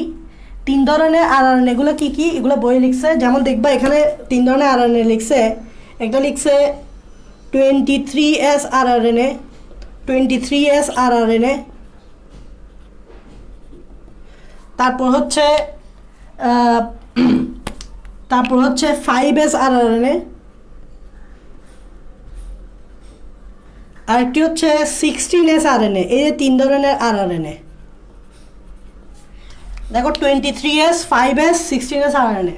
আর এখানে 4 ধরনের না, 4 ধরনেরটা আমি দেখাচ্ছি। 4 ধরনের হচ্ছে 28S RNA, 5.8S RNA, 5S RNA, আর একটি হচ্ছে 18S আরএনএ। তাহলে এখানে কয় ধরনের আরএনএ? 4 ধরনের আরএনএ। এখন খেয়াল করো ভাইয়া, এখানে যেহেতু 2টা সাব ইউনিট আছে তাহলে কোনটাতে কোন আরএনএ থাকবে? বড় সাব ইউনিট যেহেতু, খেয়াল করবে এটা বড় এটা ছোট, এটা বড় এটা ছোট, তাই বড়তে আরএনএ সংখ্যা বেশি দিবা, ছোটতে কম দিবা। বড়তে আরএনএ সংখ্যা বেশি দিবা, ছোটতে কম দিবা, কারণ বেশি কম এই জন্য। তাহলে এখানে 3টা আছে না, 3টার মধ্যে এখানে 2টা দিবা, এখানে একটা দিবা। আদি কোষের ক্ষেত্রে দেখো 3টা আছে, 3টার মধ্যে এটা বড় না, তাই এখানে 2টা দিবা। কোন 2টা দিবা? যেমন এখানে দিবা 23S আরএনএ এবং 5S আরএনএ, আর এখানে দিবা 16S আরএনএ। তাহলে দেখো ছোটটাতে মাত্র একটা দিছি, কারণ এটা সাইজ ছোট, তাই একটাই হবে, আর বড়টাতে 2টা দিছি। ওকে, এখানে আসে, এখানে তো 4 ধরনের আরএনএ থাকে, তাহলে এখানে বেশি দিবা, এখানে কম দিবা। যেমন এখানে দিবা 3টা 28S আরএনএ, 5.8S, 5S, আর এখানে দিবা 18S। তাহলে দেখো বড়টাতে আমরা বেশি দিছি, ছোটটাতে কম দিছি। তাহলে এখানে আরএনএ যে 3 ধরনের মধ্যে 2টা বড়টাতে বেশি দিবা, একটা ছোটটাতে মাত্র একটা দিছি। এখানে যেহেতু 4 ধরনের মধ্যে 3টা দিছি বড়টাতে, কারণ এটা বড়, আর একটা দিছি ছোটটাতে। এটাগুলো মাথায় রাখবা। ওকে, আচ্ছা, তারপর তোমাদেরকে একটা কথা বলি। এখানে যে এসটা কি আমরা একটু পরে আলোচনা করতেছি, এই এসটা কি এগুলো সাইজে এরকম কেন হয়, ছোট বড় এই আলাদা থাকলে এরকম, বাট একসাথে হলে কমে যাচ্ছে কেন, আলাদা থাকলে বেশি, একসাথে থাকলে কমে যাচ্ছে কেন, এখানে এস মানে কি বুঝাবো। তারপর হচ্ছে এখানে 2টা আছে, বড়টাতে 2টা থাকবে স্বাভাবিক, ছোটটাতে একটা থাকবে, বড়টাতে 3টা থাকবে স্বাভাবিক, ছোটটাতে একটা থাকবে। এখন এই যে আরএনএ এগুলোর কথা বলতেছি, এগুলো কি? এগুলো হচ্ছে আরএনএ। এই দেখো আরএনএ, এই 3 ধরনের আরএনএ আছে, এখানেও 3 ধরনের আরএনএ আছে। এখন তোমরা জানো রাইবোজোমের কাজ হচ্ছে প্রোটিন তৈরি করা। প্রোটিন তৈরি করার জন্য কি লাগে? অ্যামাইনো অ্যাসিড লাগে। অনেকগুলো অ্যামাইনো অ্যাসিড একটা বন্ড যুক্ত হয়েই তো প্রোটিন তৈরি করবে। তোমরা জানো প্রোটিন হচ্ছে অ্যামাইনো অ্যাসিড দিয়ে তৈরি। তাহলে অনেকগুলো অ্যামাইনো অ্যাসিড একটা বন্ডের মাধ্যমে যুক্ত হয়েই তো প্রোটিন তৈরি করবে। যেমন ধরে নাও এটা একটা অ্যামাইনো অ্যাসিড, এটা একটা অ্যামাইনো অ্যাসিড, এটা একটা অ্যামাইনো অ্যাসিড। এই 3টা অ্যামাইনো অ্যাসিড আলাদা থাকলে প্রোটিন হবে না। এরা যখন এভাবে একটা বন্ডের মাধ্যমে যুক্ত হবে, ওই বন্ডটার মাধ্যমে যুক্ত হলে প্রোটিন তৈরি হবে। আর ওই বন্ডটার নাম কি বলো তো? Peptide bond. প্রোটিন যে বন্ডের মাধ্যমে তৈরি হয় এটার নাম হচ্ছে পেপটাইড বন্ড। তাহলে বন্ড তৈরি করতে লাগে এনজাইম। তোমরা জানো যে বন্ড তৈরি করতে কি লাগে? এনজাইম। আর উই নো যে এনজাইম কি, সেটা তো আমরা জানি যে এই যে বন্ড তৈরি করতে এগুলো লাগে কি, রিঅ্যাকশন করতে কি লাগে? এনজাইম লাগে। তো মজার বিষয় কি জানো? এখানে যে 23S আরএনএ দেখতেছ, আর এখানে যে 28S আরএনএ দেখতেছ, দেখো কোনটা? এখানে যে 23S আরএনএ দেখতেছ, আর এখানে যে 28S আরএনএ দেখতেছ, এই দুইটা এনজাইম হিসেবে কাজ করে। একটু খেয়াল করো, এটা কি হিসেবে কাজ করে? এনজাইম হিসেবে কাজ করে। এটা কি হিসেবে কাজ করে? এনজাইম হিসেবে কাজ করে। কেন? কি তৈরি করতে? এই পেপটাইড বন্ডটা তৈরি করতে। তাহলে মনে রাখবা রাইবোজোম কিন্তু পেপটাইড বন্ড তৈরি করতে পারে, এজন্যই রাইবোজোমে অ্যামাইনো অ্যাসিডগুলো আসে প্রোটিন তৈরি করার জন্য। এখন এই পেপটাইড বন্ড তৈরি করতে হলে এনজাইম লাগবে। এখন এই রাইবোজোমের আদিকোষের রাইবোজোমের 23S RNA যেটা, সেটা এনজাইম হিসেবে কাজ করে। এই রাইবোজোমের যে 28 RNA, এটা এনজাইম হিসেবে কাজ করে কি তৈরি করতে? এই পেপটাইড বন্ডটা তৈরি করতে সাহায্য করে, এনজাইম হিসেবে কাজ করে। এই পেপটাইড বন্ড তৈরি করতে সাহায্য করে, এই পেপটাইড বন্ড তৈরি করতে সাহায্য করে। যেহেতু এটা এনজাইমের মতো কাজ করে, যেহেতু এটা রাইবোজোমে থাকে, তাই এই এনজাইমের একটা নাম আছে, এটাকে বলা হয় রাইবোজাইম। প্রথমে দেখো জাইম শব্দটা আসছে জাইমোজেন থেকে, জাইমোজেন মানে এনজাইম। দেখো জাইম এনজাইম, জাইম এনজাইম, জাইম এনজাইম। রাইবো যেহেতু রাইবোজোমে আছে, যেহেতু এগুলো রাইবোজোমে আছে, তাই রাইবো শব্দটা আসছে, এগুলোকে বলা হয় রাইবোজাইম। এই আরএনএগুলা হচ্ছে রাইবোজাইম হিসেবে পরিচিত। কি? একটা হচ্ছে 23 RNA আর এটা হচ্ছে 28 RNA। কেন রাইবোজাইম এনজাইম হিসেবে পরিচিত? কারণ এগুলো পেপটাইড বন্ড তৈরি করতে সাহায্য করে। কারণ পেপটাইড বন্ড তৈরি না হলে অ্যামাইনো অ্যাসিড কাছাকাছি আসবে না। অ্যামাইনো অ্যাসিড কাছাকাছি না আসলে প্রোটিন তৈরি হবে না। কারণ প্রোটিন তৈরি করতে হলে অ্যামাইনো অ্যাসিডকে আসতে হবে, কাছাকাছি আসতে হবে, বন্ড তৈরি হতে হবে, এই পেপটাইড বন্ড তৈরি হতে হবে। সো এখানে আমি অনেক কথা বলছি, আশা করি তোমরা রাইবোজোমের মোটামুটি ভৌত গঠনটা বুঝতে পারছো। এখন আমরা এই যে রাইবোজোমের যে প্রকারভেদ, এই যে 80S 70S RNA কেমন হইল, 80S RNA কেমন হইল, এই দুইটা আলাদা থাকলে কেন বেশি হয়, একসাথে থাকলে কম হয়, আলাদা থাকলে বেশি হয়, একসাথে থাকলে কম হয় কেন, এগুলো নিয়ে এখন আমরা একটু আলোচনা করার চেষ্টা করব। এখন আমরা রাইবোজোমের যে প্রকারভেদ, এগুলো নিয়ে একটু আলোচনা করার চেষ্টা করব। রাইবোজোমের প্রকারভেদ একটু মনোযোগ দাও। রাইবোজোমের প্রকারভেদ আদিকোষ এবং প্রকৃত কোষের দুই ধরনের। আদিকোষ হচ্ছে 70S, এটা আমি এখানে লিখতেছি। আদিকোষে রাইবোজোম কত আর প্রকৃত কোষে কত তোমরা একটু আগেই বলছো। আমি একটু আগেই বলছি আদিকোষ হচ্ছে 70S, প্রকৃত কোষ হচ্ছে 80S। এখন মনে রাখবা এখানে এস দিয়ে কি বোঝাতে যাচ্ছে। প্রথমে আসো, এই যে এস দিয়ে বোঝাতে যাচ্ছে একজন সায়েন্টিস্টের নাম, সায়েন্টিস্টের নামই এস দিয়ে শুরু হয়। ওনার নাম হচ্ছে ভেইটবার্গ। এখানে এমনি অ্যাকচুয়ালি এসটা উচ্চারণ হয় না, উচ্চারণ করার সময় এসটা উচ্চারণ হয় না, লেখার সময় এস লিখতে হবে। এই এস থেকে এই এসটা বলে, ওই বিজ্ঞানীর নাম হচ্ছে ভেইটবার্গ। এটাকে অনেক সময় কি বলে, ভেইটবার্গের একক। এখন ভেইটবার্গের একক বললে তো তুমি বুঝবা না, তাই এটাকে বলে তলানি ছিল। তলানি, তোমরা কি তলানি ছিল? তলানি। আমি তলানিকে আরেকটু সুন্দর করে যদি বলি অধক্ষেপ বলি, তাহলে এটাকে বলা হয় অধক্ষেপণের হারের একক। এটাকে অনেক সময় এটাকে কি বলে, অধক্ষেপণের হারের একক। অধক্ষেপণকে বাংলায়, সহজ বাংলায় তলানি বলি। তলানি পড়ে থাকে আমরা বলি না তলানি, এই তলানি বলি। মানে নিচে পড়ে থাকে যেগুলো, এগুলোকে বলে তলানি। উপরে যেগুলো থাকে এগুলোকে তলানি বলি না, নিচে যেগুলো থাকে এগুলো বলে তলানি। সো তলানি বা অধক্ষেপণের হারের একককেই মূলত এস বলে বা ভেইটবার্গের একক বলে, কারণ বিজ্ঞানী ভেইটবার্গ এটা আবিষ্কার করছে, তাই ওনার নাম অনুসারে দেওয়া হচ্ছে। এখন তলানি তো তোমরা চিনো, যেটা নিচে পড়ে, এটা তলানি। এখন তলানি যে পড়বে, এটা কিসের উপর ডিপেন্ড করে? অনেক কিছুর উপর ডিপেন্ড করে। আমি যদি এখানে একটু করে বলি, তলানি বা অধক্ষেপ যে পড়বে, এটা কিসের উপর ডিপেন্ড করে? একটু মনোযোগ দাও। তলানি বা অধক্ষেপ যে পড়বে, কোনটা বেশি তলানিতে পড়বে, কোনটা পড়বে না, এটা কিসের উপর ডিপেন্ড করে? যেমন তলানি তারই বেশি হবে যার ভর বেশি।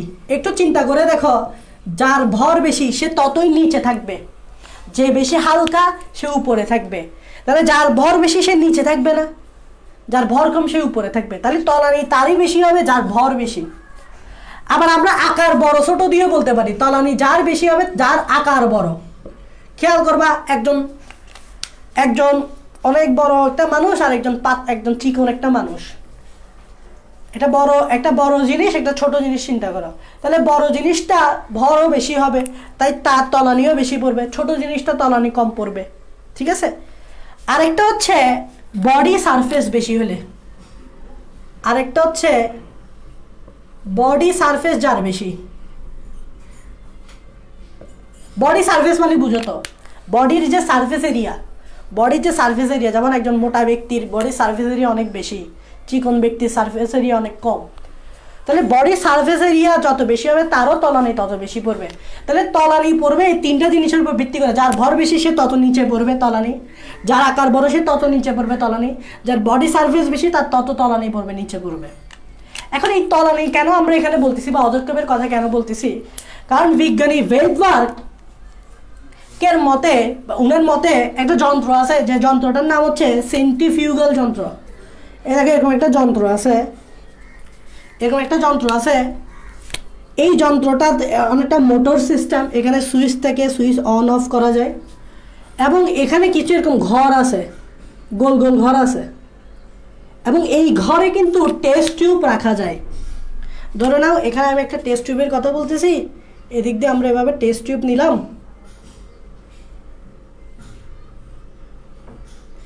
ধরো এই দুইটা টেস্ট টিউবে আমি কিছু নিলাম, কিছু নিয়ে আমি কিছু তরল পদার্থ নিলাম, মিক্সচার নিলাম, মিক্সচার নিয়ে আমি এই গর্ততে ঢুকাই দিলাম, এটা এই গর্ততে ঢুকাই দিলাম।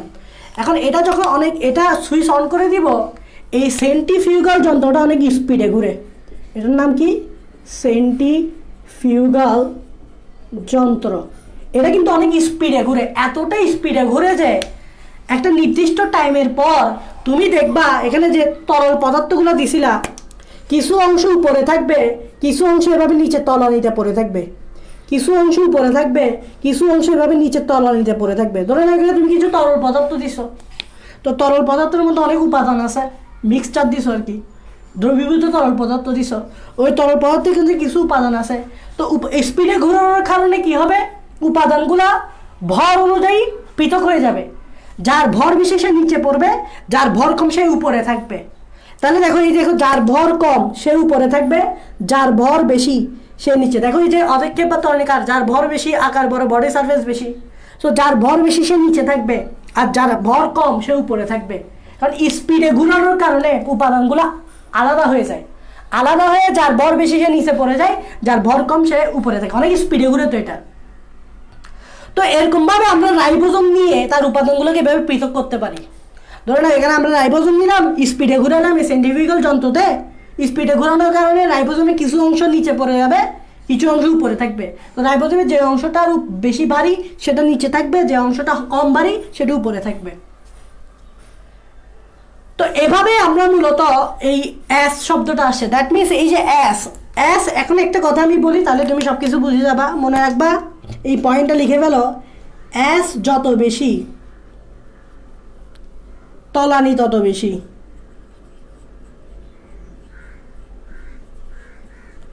তার মানে তোমার তলানি যত হবে অ্যাস তত হবে। যেমন এখানে একটা আমি অ্যাসের ঘর দিলাম, এখানে আমি যদি অ্যাস লিখি, এখানে যদি একটা অ্যাস দিই, অ্যাসের ঘর দিই, এখানে যদি একটা অ্যাসের ঘর দিই, এটা দিলাম ধরো 40s, এটা হবে 60s, ধরো না এটা দিলাম 30s, এটা হবে 50s, কথার কথা। তাহলে দেখো এখানে 50s মানে বুঝাতে হচ্ছে অ্যাস এর মান বেশি, তাহলে অ্যাস এর মান যত বেশি তলানি তত বেশি, অ্যাস এর মান যত বেশি তলানি তত বেশি। দেখো এখানে অ্যাস এর মান কম তাই তলানি কম, অ্যাস এর মান কম তাই তলানি কম, অ্যাস এর মান বেশি তলানি বেশি, অ্যাস এর মান বেশি তলানি বেশি। তাহলে অ্যাস যত বেশি তলানি তত বেশি। এখন তোমরা আমাকে বলো, আদি কোষের রাইবোজোম 70s আর প্রকৃত কোষের রাইবোজোম 80s, তাহলে আদি কোষের রাইবোজোমের অ্যাস এর মান কম, প্রকৃত কোষের অ্যাস এর মান বেশি। তাহলে বলো অ্যাস যত বেশি তলানি তত বেশি, কোনটাতে তলানি বেশি হবে? অবশ্যই প্রকৃত কোষ, কারণ প্রকৃত কোষের 80s, আদি কোষ 70s। তাহলে মনে রাখবা, এটা যেহেতু আকারে ছোট, এটা যেহেতু আকারে বড়, তাই এটা 70s মানে এটার তলানি কম, এটা 80s মানে এটার তলানি বেশি। তাহলে তোমরা দেখে জাস্ট এই বেসিকটা দেওয়ার চেষ্টা করছি। অ্যাসের মান যত বেশি হবে ওইটার তলানি তত বেশি হবে, ওইটার সাইজ তত ছোট হবে, ওইটার ভর তত কম বেশি হবে। দেখো তলানি বেশি কারণ অ্যাস বেশি, দ্যাট মিনস প্রকৃত কোষের রাইবোজোম অনেক বড় হয়, একটু আগেই দেখেছি, সাইজে বড় হয়, আকারে বড় হয়, ভরে বেশি হয়। আদি কোষের এস কম, তলানি কম, এটা সাইজে ছোট হয়, ভরও কম হয়। এটা আমি তোমাদেরকে বুঝাতে চাচ্ছি। সো মোটামুটি তোমরা এতটুকু বুঝছো যে এসটা কি। আমি জাস্ট এখন এসটা তোমরা যদি বুঝে যাও বাকি কিছু বোঝানি যাবে, এবং এসের সাথে তলানি সম্পর্ক কি এটা বুঝতে পারছো, কারণ এস যত কম তলানি তত কম। তাই এখানে এস কম তলানি কম, এখানে এস বেশি তাই তলানি বেশি। এখন দেখো এই 70s এর তো দুইটা সাব ইউনিট আছে, একটি হচ্ছে 30s, একটা হচ্ছে 50s। তাহলে ধরে নাও আমি এখানে 30s সাব ইউনিটটা নিচ্ছি, এই 30s সাব ইউনিটটা ছোট, আর এখানে যে 50sটা একটু বড়। তাহলে এটা হচ্ছে কি 30s সাব ইউনিট, এই 70s এর, এটা হচ্ছে 50s বড়। এটা আমরা একটা টেস্ট টিউবে নিব, এই টেস্ট টিউবে আমরা নিচ্ছি এই 30sটা, এই যে এই টেস্ট টিউবে আমরা নিছি এবং নেওয়ার পরে এটা একটা তলানি পড়বে, সেন্ট্রিফিউগাল যন্ত্রতে ঘোরানোর কারণে এটা একটা তলানি পড়বে, এটা একটা তলানি পড়ছে সেন্ট্রিফিউগাল যন্ত্রে ঘোরানোর কারণে। এটাও একটা টেস্ট টিউবে নিছি, কোনটা দেখো 50s, এটা হচ্ছে 50s, 30sটা নিছি, এটারও একটা তলানি পড়বে সেন্ট্রিফিউগাল যন্ত্রে ঘোরানোর কারণে, কারণ সেন্ট্রিফিউগাল যন্ত্র স্পিডে ঘুরে তো তাই তলানি পড়ে। এটা 50sটা নিছি। এটা হচ্ছে আদি কোষ। এবার আসে প্রকৃত কোষ। প্রকৃত কোষের দুইটা সাব ইউনিট আছে, এটার তুলনায় একটু বড়, একটা হচ্ছে ছোট, এটা একটু সাইজে বড় দিলাম, এটা হচ্ছে 40s, এটা সাইজে আরও বড়, এটা হচ্ছে 60s। একটু খেয়াল করবে, এটা হচ্ছে 60s, এটা হচ্ছে 40s। ওকে, দুইটা সাব ইউনিট তো জানো। এটাও টেস্ট টিউবে নাও একটা, এটা সেন্ট্রিফিউগাল যন্ত্র ঘুরাও, এটাও টেস্ট টিউবে নাও, তারপর সেন্ট্রিফিউগাল যন্ত্রে ঘুরাও, তাহলে এটারও একটা তলানি পড়বে, এটারও একটা তলানি পড়বে। মোট কথা এস মানে হচ্ছে তলানি পড়া। এখন খেয়াল করবা, দেখো এখানকার 70s দুইটা সাব ইউনিট, 80s দুইটা সাব ইউনিট, 4টা টেস্ট টিউব। এটাকে নাম্বারিং করো, 4টা টেস্ট টিউবকে, এটাকে 4 দাও, এটাকে 3 দাও, এটাকে 2 দাও, এটাকে 1 দাও, 1 2 3 4, 4টা টেস্ট টিউব নিলাম। এখন তোমরা আমাকে কমেন্টে বলবা এই 4টা টেস্ট টিউবের মধ্যে কোনটা তলানির হার বেশি বা ক্রমটা কি হবে। এখানে তলানির ক্রমটা যদি করতে পারো তাহলে তোমরা আমি বুঝবো তোমরা বুঝছো। তোমরা আমাকে বলবা এই 4টা টেস্ট টিউবের মধ্যে কোথায় তলানি বেশি পড়বে, কারণ তোমাদেরকে আমি একটু আগে একটা ক্লু দিছি, তলানি কার বেশি হয় এরকম একটা ক্লু দিছি। তো তোমরা আমাকে বলো এই 4টা টেস্ট টিউবের মধ্যে, যেখানে এই টেস্ট টিউবে আছে 30s, এই টেস্ট টিউবে আছে 50s, এই টেস্ট টিউবে আছে 40s, এই টেস্ট টিউবে আছে 60s, এই 4টা টেস্ট টিউবের মধ্যে যদি তোমাকে আমি কোনটাতে তলানি বেশি পড়বে সেটা ক্রম করতে বলি, তাহলে তোমরা কিভাবে করবা, মানে গ্রেটার দেন ক্রমটা করতে বলি, যেমন এটা ইজ গ্রেটার দেন এটা, এটা ইজ গ্রেটার দেন এটা যে ক্রম করতে পারি, মানে তলানির হার বেশি কোথায় হবে, এই 4টার মধ্যে তলানির হার বেশি কোথায় হবে সেটা ক্রম যদি করতে বলি, তোমরা একটু কমেন্টে বলো তো, একটু বলো তো এখানের মধ্যে কোনটার তলানির হার বেশি পড়বে।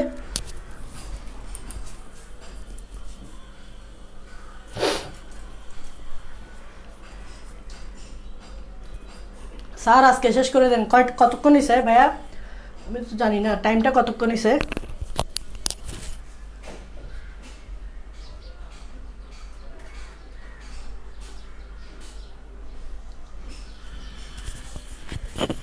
তোমরা একটু কমেন্টে বলো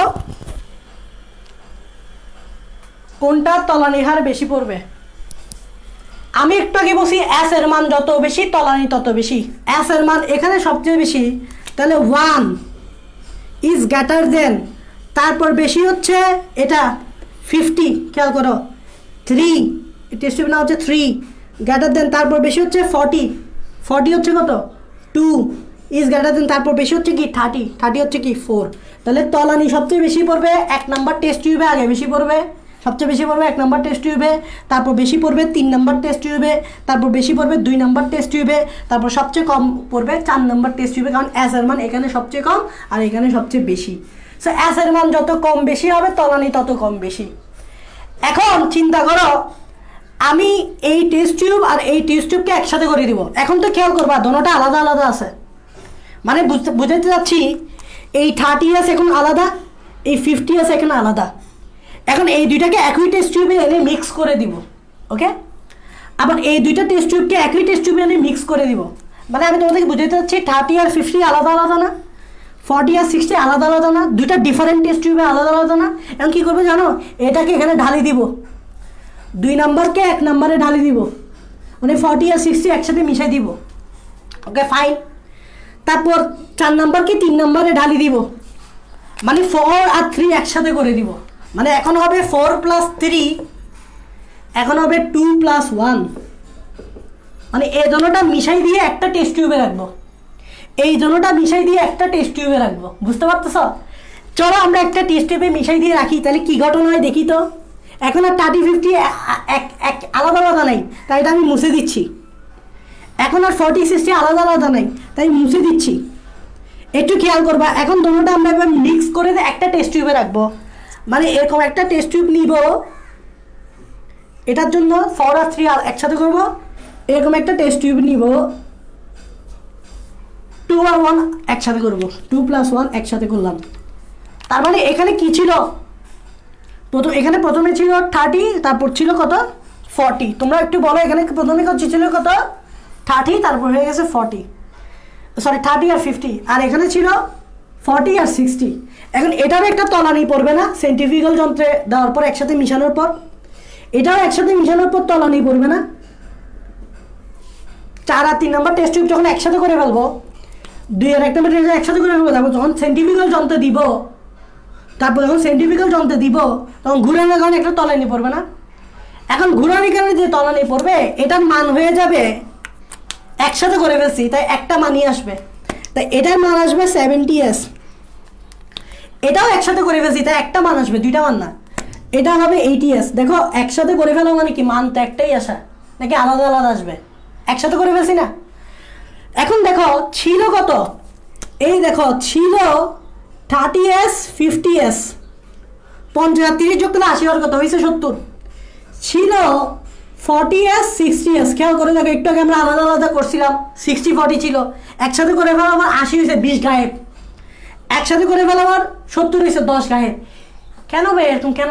যোগ বিয়োগ করলে তো ভাই, একসাথে করলে তো ভাইয়া এখানে হওয়ার কথা 80, এখানে হওয়ার কথা 100। এখানে 20 কোথায় হারাই গেছে, এখানে 10 কোথায় হারাই গেছে। মানে একসাথে করার পর, আলাদা আলাদা থাকলে তো ভাইয়া 30-50 হয়, কিন্তু একসাথে করলে আপনি 70 কেন? একসাথে করলে এখানে 80 কেন? একসাথে হলে কেন হয় এরকম? কারণ আছে।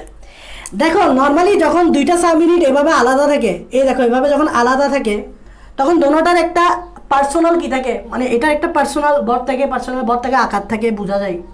কিন্তু খেয়াল করে, এটা যখন একসাথে হবে, তোমরা কমন পোর্শন একসাথে করা, যখন এটাকে তোমরা একসাথে করবা, তখন এটা এভাবে একটা একটা অপরটার ভিতরে ঢুকে যাবে। এই তোমরা এই অংশটা দেখো, যখন একসাথে হবে তখন এতটুকু অংশ ভিতরে ঢুকে যাবে। এই দেখো একসাথে যখন হবে তখন এতটুকু অংশ ভিতরে ঢুকে গেছে। ঠিক সেমভাবে 60 আর 40 একসাথে করো, 60 আর 40 যখন একসাথে করবা, এই দেখো এতটুকু অংশ একে অপরের ভিতরে ঢুকে যাবে।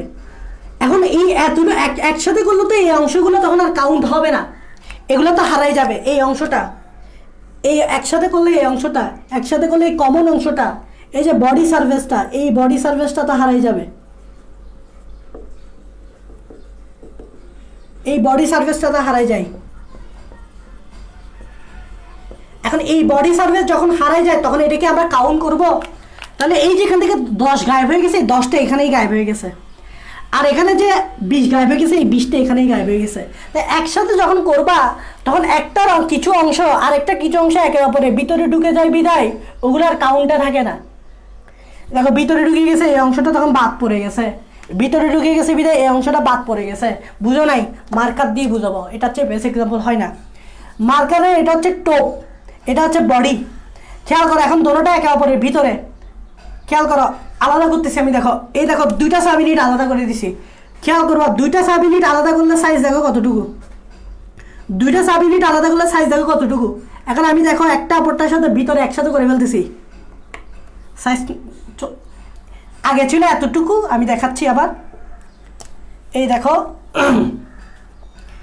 দুইটা সাবইউনিট আলাদা করো, এই সাইজ দেখো এতটুকু, দেখছো এতটুকু। এখন একটার সাথে আর একটা ভিতরে ঢুকাও, কোথায় চলে আসছে দেখো, এই এতটুকু অংশ হারাই গেছে, এই দেখো এতটুকু অংশ হারাই গেছে, এতটুকু অংশ হারাই গেছে, এতটুকু অংশ হারাই গেছে, এতটুকু অংশ হারাই গেছে। তো একসাথে যখন তুমি করবা, সামান্য অংশ হারাই যায়। এই জন্যই 50, 30, 80 না হয়ে এখানে হয়ে যায় 70, 60 40, 100 না হয়ে যায় এখানে, 100 না হয়ে এখানে হয়ে যায় 80। এখন কি তোমরা মার্কার দিয়ে বুঝতে পারছো? দেখো এটা আলাদা থাকলে দেখো সাইজ বড়, দেখো বড়, একসাথে করে দিলে ছোট। তোমরা কমেন্টে বলো যে এটা বুঝতে পারছো কিনা। এই জিনিসটা অনেকে বুঝতো না, আজকে কি তোমরা বুঝতে পারছো যে কেন 60 আর 40 মিলে 80 না হয় 100 না হয় 80 হয়, কেন 30 আর 50 মিলে 80 না হয় 70? আজকে কি বুঝতে পারছো? কমেন্টে বলো।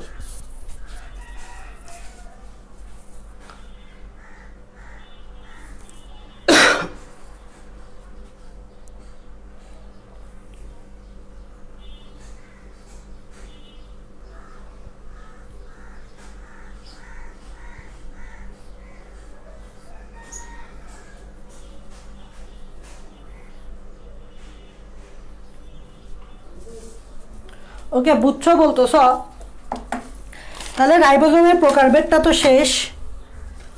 তো এখন যে জিনিসটা লাস্ট ওয়ান, আমরা গলগি বডি আর আজকে পড়াবো না, সেটা হচ্ছে এখনও 1 ঘন্টা মোটামুটি হয়েছে। তো সো আমি রাইবোজোমের যে কাজ এটা নিয়ে আলোচনা করি। তোমরা সবাই জানো এটা ইম্পর্টেন্ট, এটা এখন একটু মনোযোগ দাও। রাইবোজোমের মেইন কাজ হচ্ছে প্রোটিন তৈরি করা। দেখো প্রোটিন তৈরি করা বলতেছি রাইবোজোমের কাজ, বাট রাইবোজোম একা প্রোটিন তৈরি করতে পারে না। রাইবোজোম একা প্রোটিন তৈরি করতে পারে না। একটু আগেই বলছিলাম নিউক্লিয়াস আছে, নিউক্লিয়াসের ভিতরে আছে ডিএনএ। একটু খেয়াল করো, নিউক্লিয়াস আছে, নিউক্লিয়াসের ভিতরে আছে, নিউক্লিয়াসের ভিতরে কি আছে? ডিএনএ। রাইবোজোম একা প্রোটিন তৈরি করতে পারে না। রাইবোজোমের মেইন কাজ কিন্তু প্রোটিন তৈরি করা। একটু খেয়াল করবা, রাইবোজোমের মেইন কাজ কি? প্রোটিন তৈরি। যেহেতু রাইবোজোমের মেইন কাজ প্রোটিন তৈরি, তাই রাইবোজোমকে বলা হয় প্রোটিন ফ্যাক্টরি। তাই রাইবোজোমকে কি বলা হয়? প্রোটিন ফ্যাক্টরি অঙ্গাণু। কেন প্রোটিন ফ্যাক্টরি বলতেছে? কারণ রাইবোজোমের মেইন কাজ প্রোটিন তৈরি করা। বাট রাইবোজোম একা প্রোটিন তৈরি করতে পারে না। খেয়াল করবা কেন একা তৈরি করতে পারে না। দেখো রাইবোজোম একা তৈরি করতে পারে না কারণ রাইবোজোমের নিউক্লিয়াস যে আছে একটা কোষের ভিতর, ওই নিউক্লিয়াসের ভিতরে যে ডিএনএ আছে, মূলত ডিএনএই মূলত এই যে প্রোটিন তৈরি করবা, কী ধরনের প্রোটিন তৈরি করবা, এই প্রোটিন তৈরি ইনফরমেশন মূলত ডিএনএ থাকে। আমরা মনে করি রাইবোজোম প্রোটিন তৈরি করে, ঠিক আছে, বাট কী ধরনের প্রোটিন তৈরি করতে হবে সে প্রোটিন তৈরির ইনফরমেশন থাকবে এই ডিএনএতে। তাহলে দেখো ডিএনএতে কী থাকে? প্রোটিন তৈরির ইনফরমেশন, তথ্য। এখানে আমি জাস্ট এটাই বলি, প্রোটিন তৈরির তথ্য। এই প্রোটিন তৈরির তথ্যকে আমরা বলি বংশগতির তথ্য। এটাকে অনেক সময় আমরা কি বলতে পারি? বংশগতির তথ্য, বা আমরা বলতে পারি জীবের বৈশিষ্ট্য প্রকাশের তথ্য। জীবের বৈশিষ্ট্য প্রকাশের তথ্য। একটা জিনিস মনোযোগ দিবা, এটা যদি বুঝে যাও তাহলে তোমরা ট্রান্সক্রিপশন ট্রান্সলেশন বুঝতে পারবা। ডিএনএতে কি থাকে? প্রোটিন তৈরির তথ্য, মানে কি? বংশগতির তথ্য, মানে কি? জীবের বৈশিষ্ট্য প্রকাশের তথ্য। ধরো আমার চুলের কালার কালো হবে, আমার চুলের কালার কালো হবে, তুমি লম্বা হবা, তুমি বাইকটা হবা, এই সব কিছু নর্মালি ডিএনএ নিয়ন্ত্রণ করে প্রোটিন তৈরির তথ্য মানে তথ্যর মাধ্যমে, মানে জীবের বৈশিষ্ট্য প্রকাশের তথ্য সব কিছু ডিএনএ মানে নিউক্লিয়াসের ভিতরে থাকে। এখন ডিএনএ থাকে নিউক্লিয়াসের ভিতরে, ডিএনএ কিন্তু কখনো নিউক্লিয়াস থেকে বাইরে হয় না। মনে রাখবা, রাজা কখনো অন্য সৈন্যের কাছে তথ্য পাঠায় না, নিজে গিয়ে মন্ত্রীর মাধ্যমে পাঠায়। তাহলে এই যে ডিএনএ সে নিউক্লিয়াসের ভিতরেই থাকবে, সব তথ্য ডিএনএতেই থাকবে। ডিএনএ কখনো নিজ থেকে নিউক্লিয়াস থেকে বাইর হবে না। রাজা কখনো বের হবে না নিউক্লিয়াস থেকে, কখনো ডিএনএ বের হবে না। তবে সে একটা কিছু করতে পারে, সন্দেশ পাঠাইতে পারে, তথ্যটা পাঠাইতে পারে মন্ত্রীর মাধ্যমে। তাহলে রাজা যে তথ্যটা পাঠাবে, মন্ত্রী কি করবে? সে তথ্যটা কপি করবে। এখন কি হয়? এই যে ডিএনএতে যে প্রোটিন তৈরি তথ্য, জীবের বৈশিষ্ট্য প্রকাশের তথ্য, বংশগতির তথ্য আছে, ডিএনএ তো কখনো নিজে নিউক্লিয়াস থেকে বাইরে হবে না। তবে ডিএনএ কি করবে? একটা তথ্য কপি করবে, যে প্রোটিন তৈরি তথ্যটা আছে এটা কপি করে দিবে। কিসের মাধ্যমে কপি করে দিবে? যেটার মাধ্যমে, সেটাকে বলা হয় আরএনএ। সেটাকে বলা হয় আরএনএ। ডিএনএ থেকে আরএনএ তৈরি হয়। তবে যে আরএনএ তৈরি হয় সে আরএনএ একটা নাম আছে, এটাকে বলা হয় এমআরএনএ। এখন তোমরা এমআরএনএ বুঝবা, এই এম দিয়ে বোঝাচ্ছে মেসেঞ্জার। তোমরা সবাই মেসেঞ্জার চালাও। মেসেঞ্জার মানে হচ্ছে বার্তা বাহক, যে বার্তা বহন করে।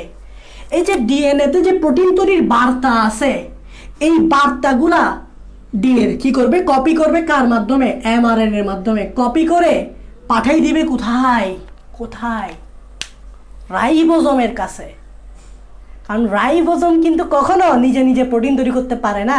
প্রোটিন তৈরির ইনফরমেশন ডিএনএ থেকেই যাইতে হবে। ডিএনএ থেকে প্রোটিন তৈরির ইনফরমেশন কপি করে কে, ডিএনএ। কারণ ডিএনএ কখনো নিচ থেকে বাইর হবে না, সে রাজা, সে নিউক্লিয়াসেই থাকবে। তবে সে কী করতে পারে, মন্ত্রীর মাধ্যমে তথ্যটা পাঠাইতে পারে।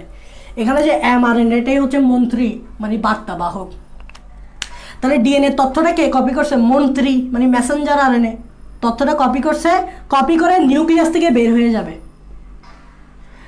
কারণ ডিএনএ তো নিউক্লিয়াস থেকে বের হবে না, মন্ত্রী বাইর হতে পারে, মানে মেসেঞ্জার আরএনএটা নিউক্লিয়াস থেকে বাইর হয়ে যাবে। তো এটার নাম কি, মেসেঞ্জার আরএনএ।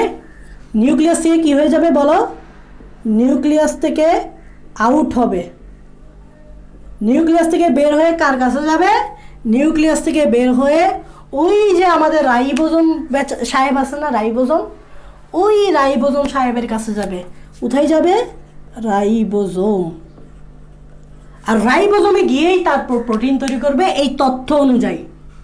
এই এমআরএনএ যে তথ্যগুলো আছে, এই তথ্যগুলো যে নিউক্লিয়াস থেকে বের হয়ে রাইবোজোমের কাছে যাবে। এখন এই ডিএনএ থেকে এমআরএনএ, ডিএনএ যে তথ্যগুলো কপি করা হয়েছে এমআরএনএতে, এই কপি করাকে বলা হয় ট্রান্সক্রিপশন। দেখো তোমরা অনেকে ট্রান্সক্রিপশনটা অনেক কঠিন মনে করো, আসলে ট্রান্সক্রিপশন মানে শব্দটার অর্থ হচ্ছে কপি করা।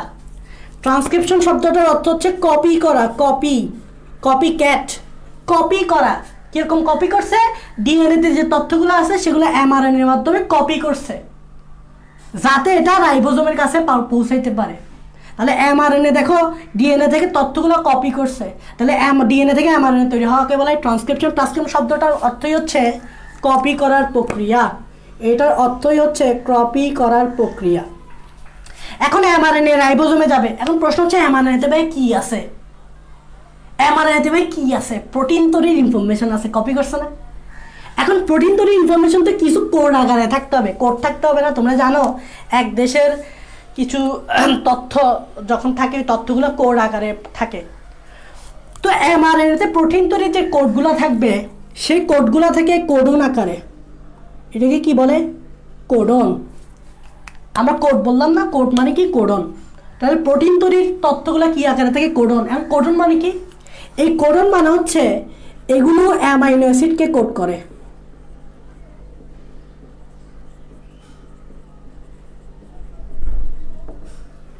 এমআরএনএতে যে কোডনগুলো থাকে, এই কোডনগুলো এক একটা অ্যামাইনো অ্যাসিডকে কোড করে। কেন না ভাইয়া, প্রোটিন তৈরি করবো কি দিয়ে, মূলা দিয়ে, ঘাস দিয়ে।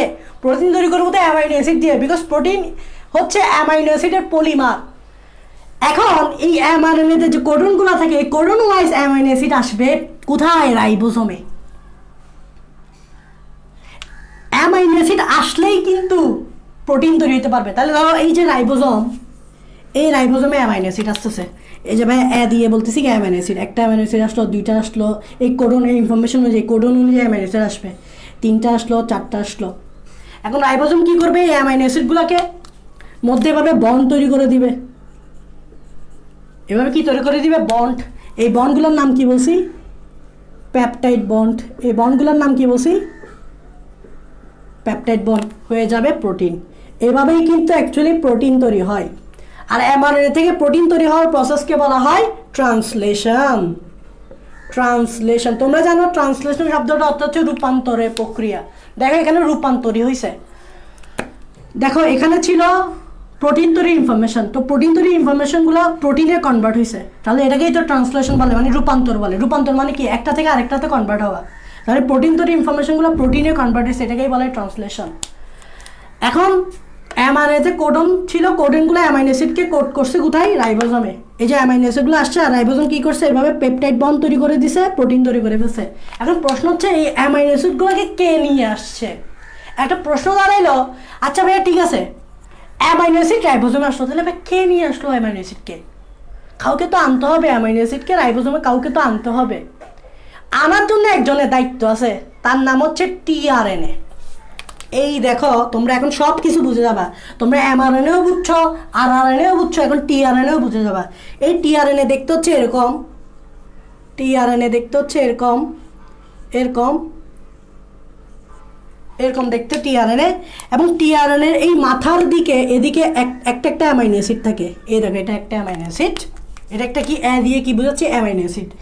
এই যে টিআরএনএ নাম হচ্ছে কি ট্রান্সফার আরএনএ। ট্রান্সফার কেন? কারণ তারা অ্যামাইনো অ্যাসিডকে ট্রান্সফার করে কোথায়? রাইবোজোমে। তাই ট্রান্সফার আরএনএ অ্যামাইনো অ্যাসিডকে কোথায় ট্রান্সফার করে? রাইবোজোমে। এই যে এই টিআরএনএ কি করে এক একটা অ্যামাইনো অ্যাসিডকে এখানে নিয়ে আসে, রাইবোজোমে নিয়ে এসে এভাবে বন্ড তৈরি করে, রাইবোজোম বন্ড তৈরি করে দেয়, বন্ড তৈরি করার মাধ্যমে প্রোটিন তৈরি করে ফেলে।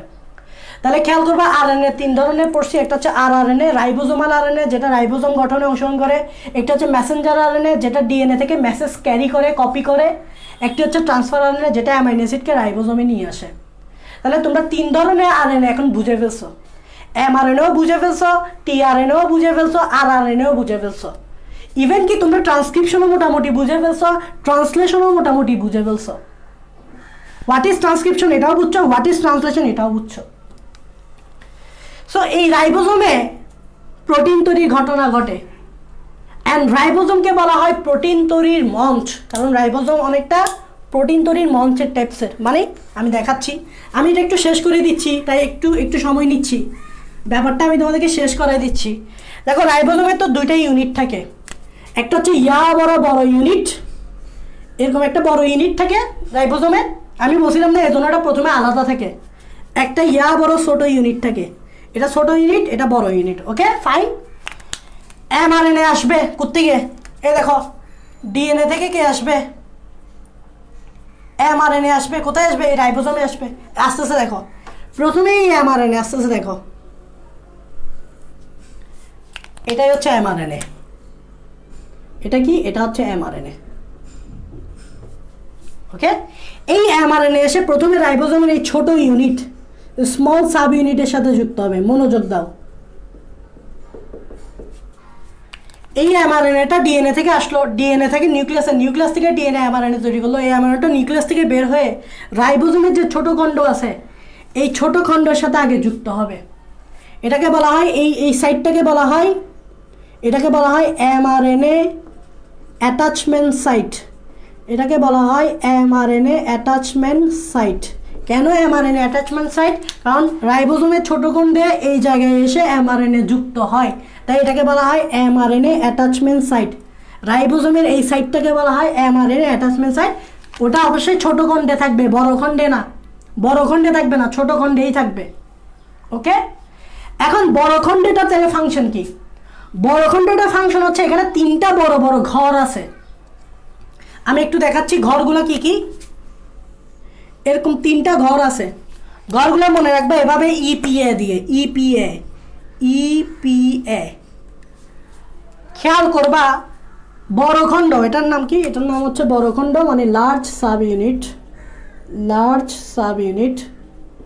এই যে রাইবোজোমের বড় খণ্ড, এখানে 3টা ঘর আছে। 3টা ঘরের মধ্যে কি বলতেছে? এ দিয়ে বলতেছে অ্যামাইনো অ্যাসাইল সাইট। একটু মনোযোগ দিবা, অ্যামাইনো অ্যাসাইল সাইট। পি দিয়ে হচ্ছে পেপটাইডাইল সাইট। ই দিয়ে হচ্ছে এক্সিট সাইট। তাহলে কয়টা সাইট? রাইবোজোমের বড় খণ্ডে 3টা সাইট, আর ছোট খণ্ডে একটা সাইট, সেটা হচ্ছে এমআরএনএ অ্যাটাচমেন্ট সাইট। তাহলে সাইট কয়টা? রাইবোজোমের সাইট কয়টা? 4টা। একটু হচ্ছে বড় খণ্ডে 3টা সাইট, ছোট খণ্ডে এমআরএনএ অ্যাটাচমেন্ট সাইট, 4টা সাইট রাইবোজোমে।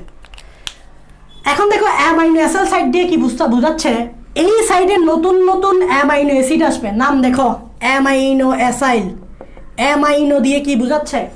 Amino acid. অ্যাসাইল দিয়ে কি বোঝাচ্ছে? অ্যাসাইল দিয়ে বোঝাচ্ছে, দেখো অ্যামাইনো দিয়ে কি বোঝাচ্ছে? Amino acid. অ্যাসাইল দিয়ে বোঝাচ্ছে এই অ্যামাইনো অ্যাসিডটাকে ক্যারি করে কে? একটা টিআরএনএ। তাহলে এটা হচ্ছে কি? টিআরএনএ। এই টিআরএনএ অ্যামাইনো অ্যাসিডকে ক্যারি করে এখানে নিয়ে আসবে। নতুন নতুন এক একটা টিআরএনএ এক একটা অ্যামাইনো অ্যাসিডকে ক্যারি করে এখানে নিয়ে আসবে। আর এই টিআরএনএকে বলা হয় অ্যামাইনো অ্যাসাইল টিআরএনএ। এই টিআরএনএকে বলা হয় অ্যামাইনো অ্যাসাইল টিআরএনএ। কেন অ্যামাইনো অ্যাসাইল টিআরএনএ? কারণ এরা অ্যামাইনো অ্যাসিডকে ক্যারি করে।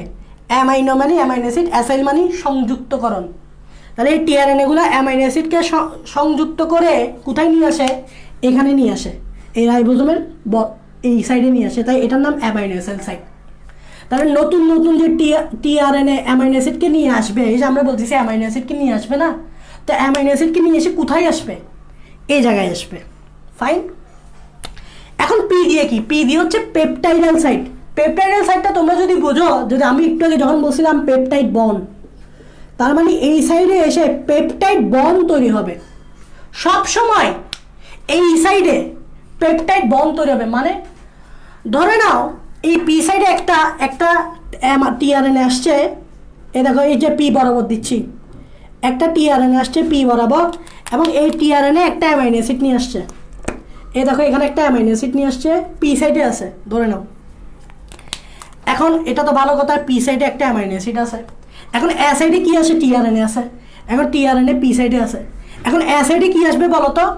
Amino acid side. মানে কি আসবে বলো তো? এই নতুন নতুন টিআরএনএ আসবে। নতুন নতুন টিআরএনএ সবসময় এই সাইডে আসবে, এসে যুক্ত হবে। তাহলে এ সাইডে আরেকটা টিআরএনএ আসছে, দেখো এই আরেকটা টিআরএনএ এসে আরেকটা অ্যামাইনো অ্যাসিডকে নিয়ে আসছে। টিআরএনএ আসে কি জন্য? এখানে অ্যামাইনো অ্যাসিডকে দিয়ে চলে যাবে। টিআরএনএ সবসময় এখানে অ্যামাইনো অ্যাসিডকে আসবে, প্রথমে টিআরএনএ অ্যামাইনো অ্যাসিডকে নিয়ে আসবে, এসে এখানে অ্যামাইনো অ্যাসিডটাকে ছেড়ে দিয়ে এই ই সাইডটার নাম কি? এটার নাম কি দেখো? ই সাইড। এটা হচ্ছে এক্সিট সাইড। এটা দিয়ে বাইর হয়ে চলে যাবে, অ্যামাইনো অ্যাসিডকে এখানে দিয়ে বাইর হয়ে চলে যাবে। তাহলে প্রথমে দেখো এটা আসছিল পি সাইডে, পি সাইডে এই যে অ্যামাইনো অ্যাসিডকে রেখে দিয়ে চলে যাবে। এই দেখো এই অ্যামাইনো অ্যাসিডটা, এই যে টিআরএনএ, এটা এই পি সাইডে অ্যামাইনো অ্যাসিডকে রেখে দিয়ে, এই দেখো পি এ সাইডে অ্যামাইনো অ্যাসিডকে রেখে দিয়ে, এই যে অ্যামাইনো অ্যাসিডটাকে রেখে দিয়ে এই এক্সিট সাইড দিয়ে চলে যাবে। তাহলে পি সাইডে অ্যামাইনো অ্যাসিডটা রেখে দিয়ে এক্সিট সাইড দিয়ে চলে গেছে। ফাইন। এখন এ সাইডে নতুন একটা টিআরএনএ আসলো, এও কি করবে? এদিক দিয়ে বাইর হইতে হলে এই সাইড দিয়ে বাইর হইতে হবে। খেয়াল করবা, এদিক দিয়ে আসবে, এ সাইডে আসবে, ই দিয়ে বাইর হবে, এ দিয়ে ঢুকবে, ই দিয়ে বাইর হবে, এ দিয়ে ঢুকবে, ই দিয়ে বাইর হবে। তাহলে এ যে আসলো, এ সাইডে প্রথমে আসবে।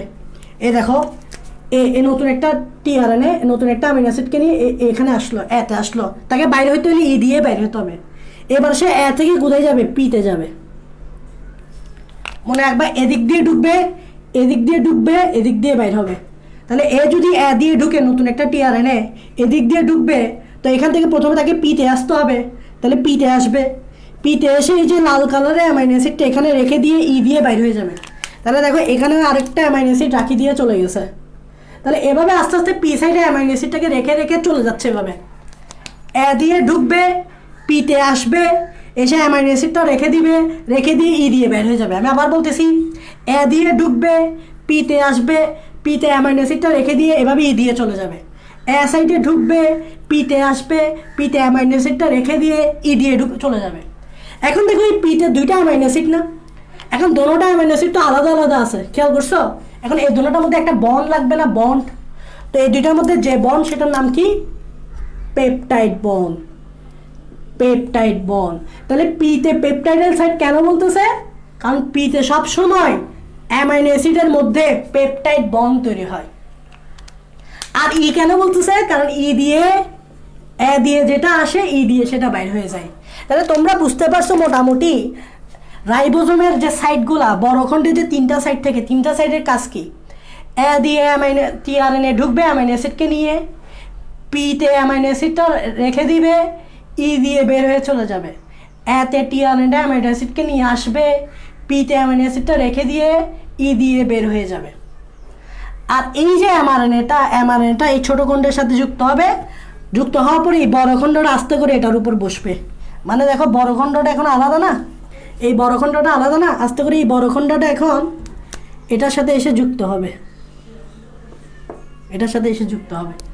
তাহলে রাইবোজোমের চারটা সাইড আছে, একটি হচ্ছে বড় খণ্ডে তিনটা সাইড, ছোট খণ্ডে একটা সাইড।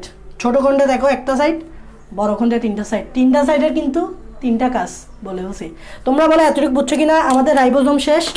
দেখো এই জিনিসটা বুঝে ফেলছো মানে, তোমায় আমি বারবার বলছি এই জিনিসটা বুঝে ফেলা মানে তোমরা ট্রান্সক্রিপশন ট্রান্সলেশন মোটামুটি বুঝা, এই জিনিসটা বুঝে ফেলা মানে।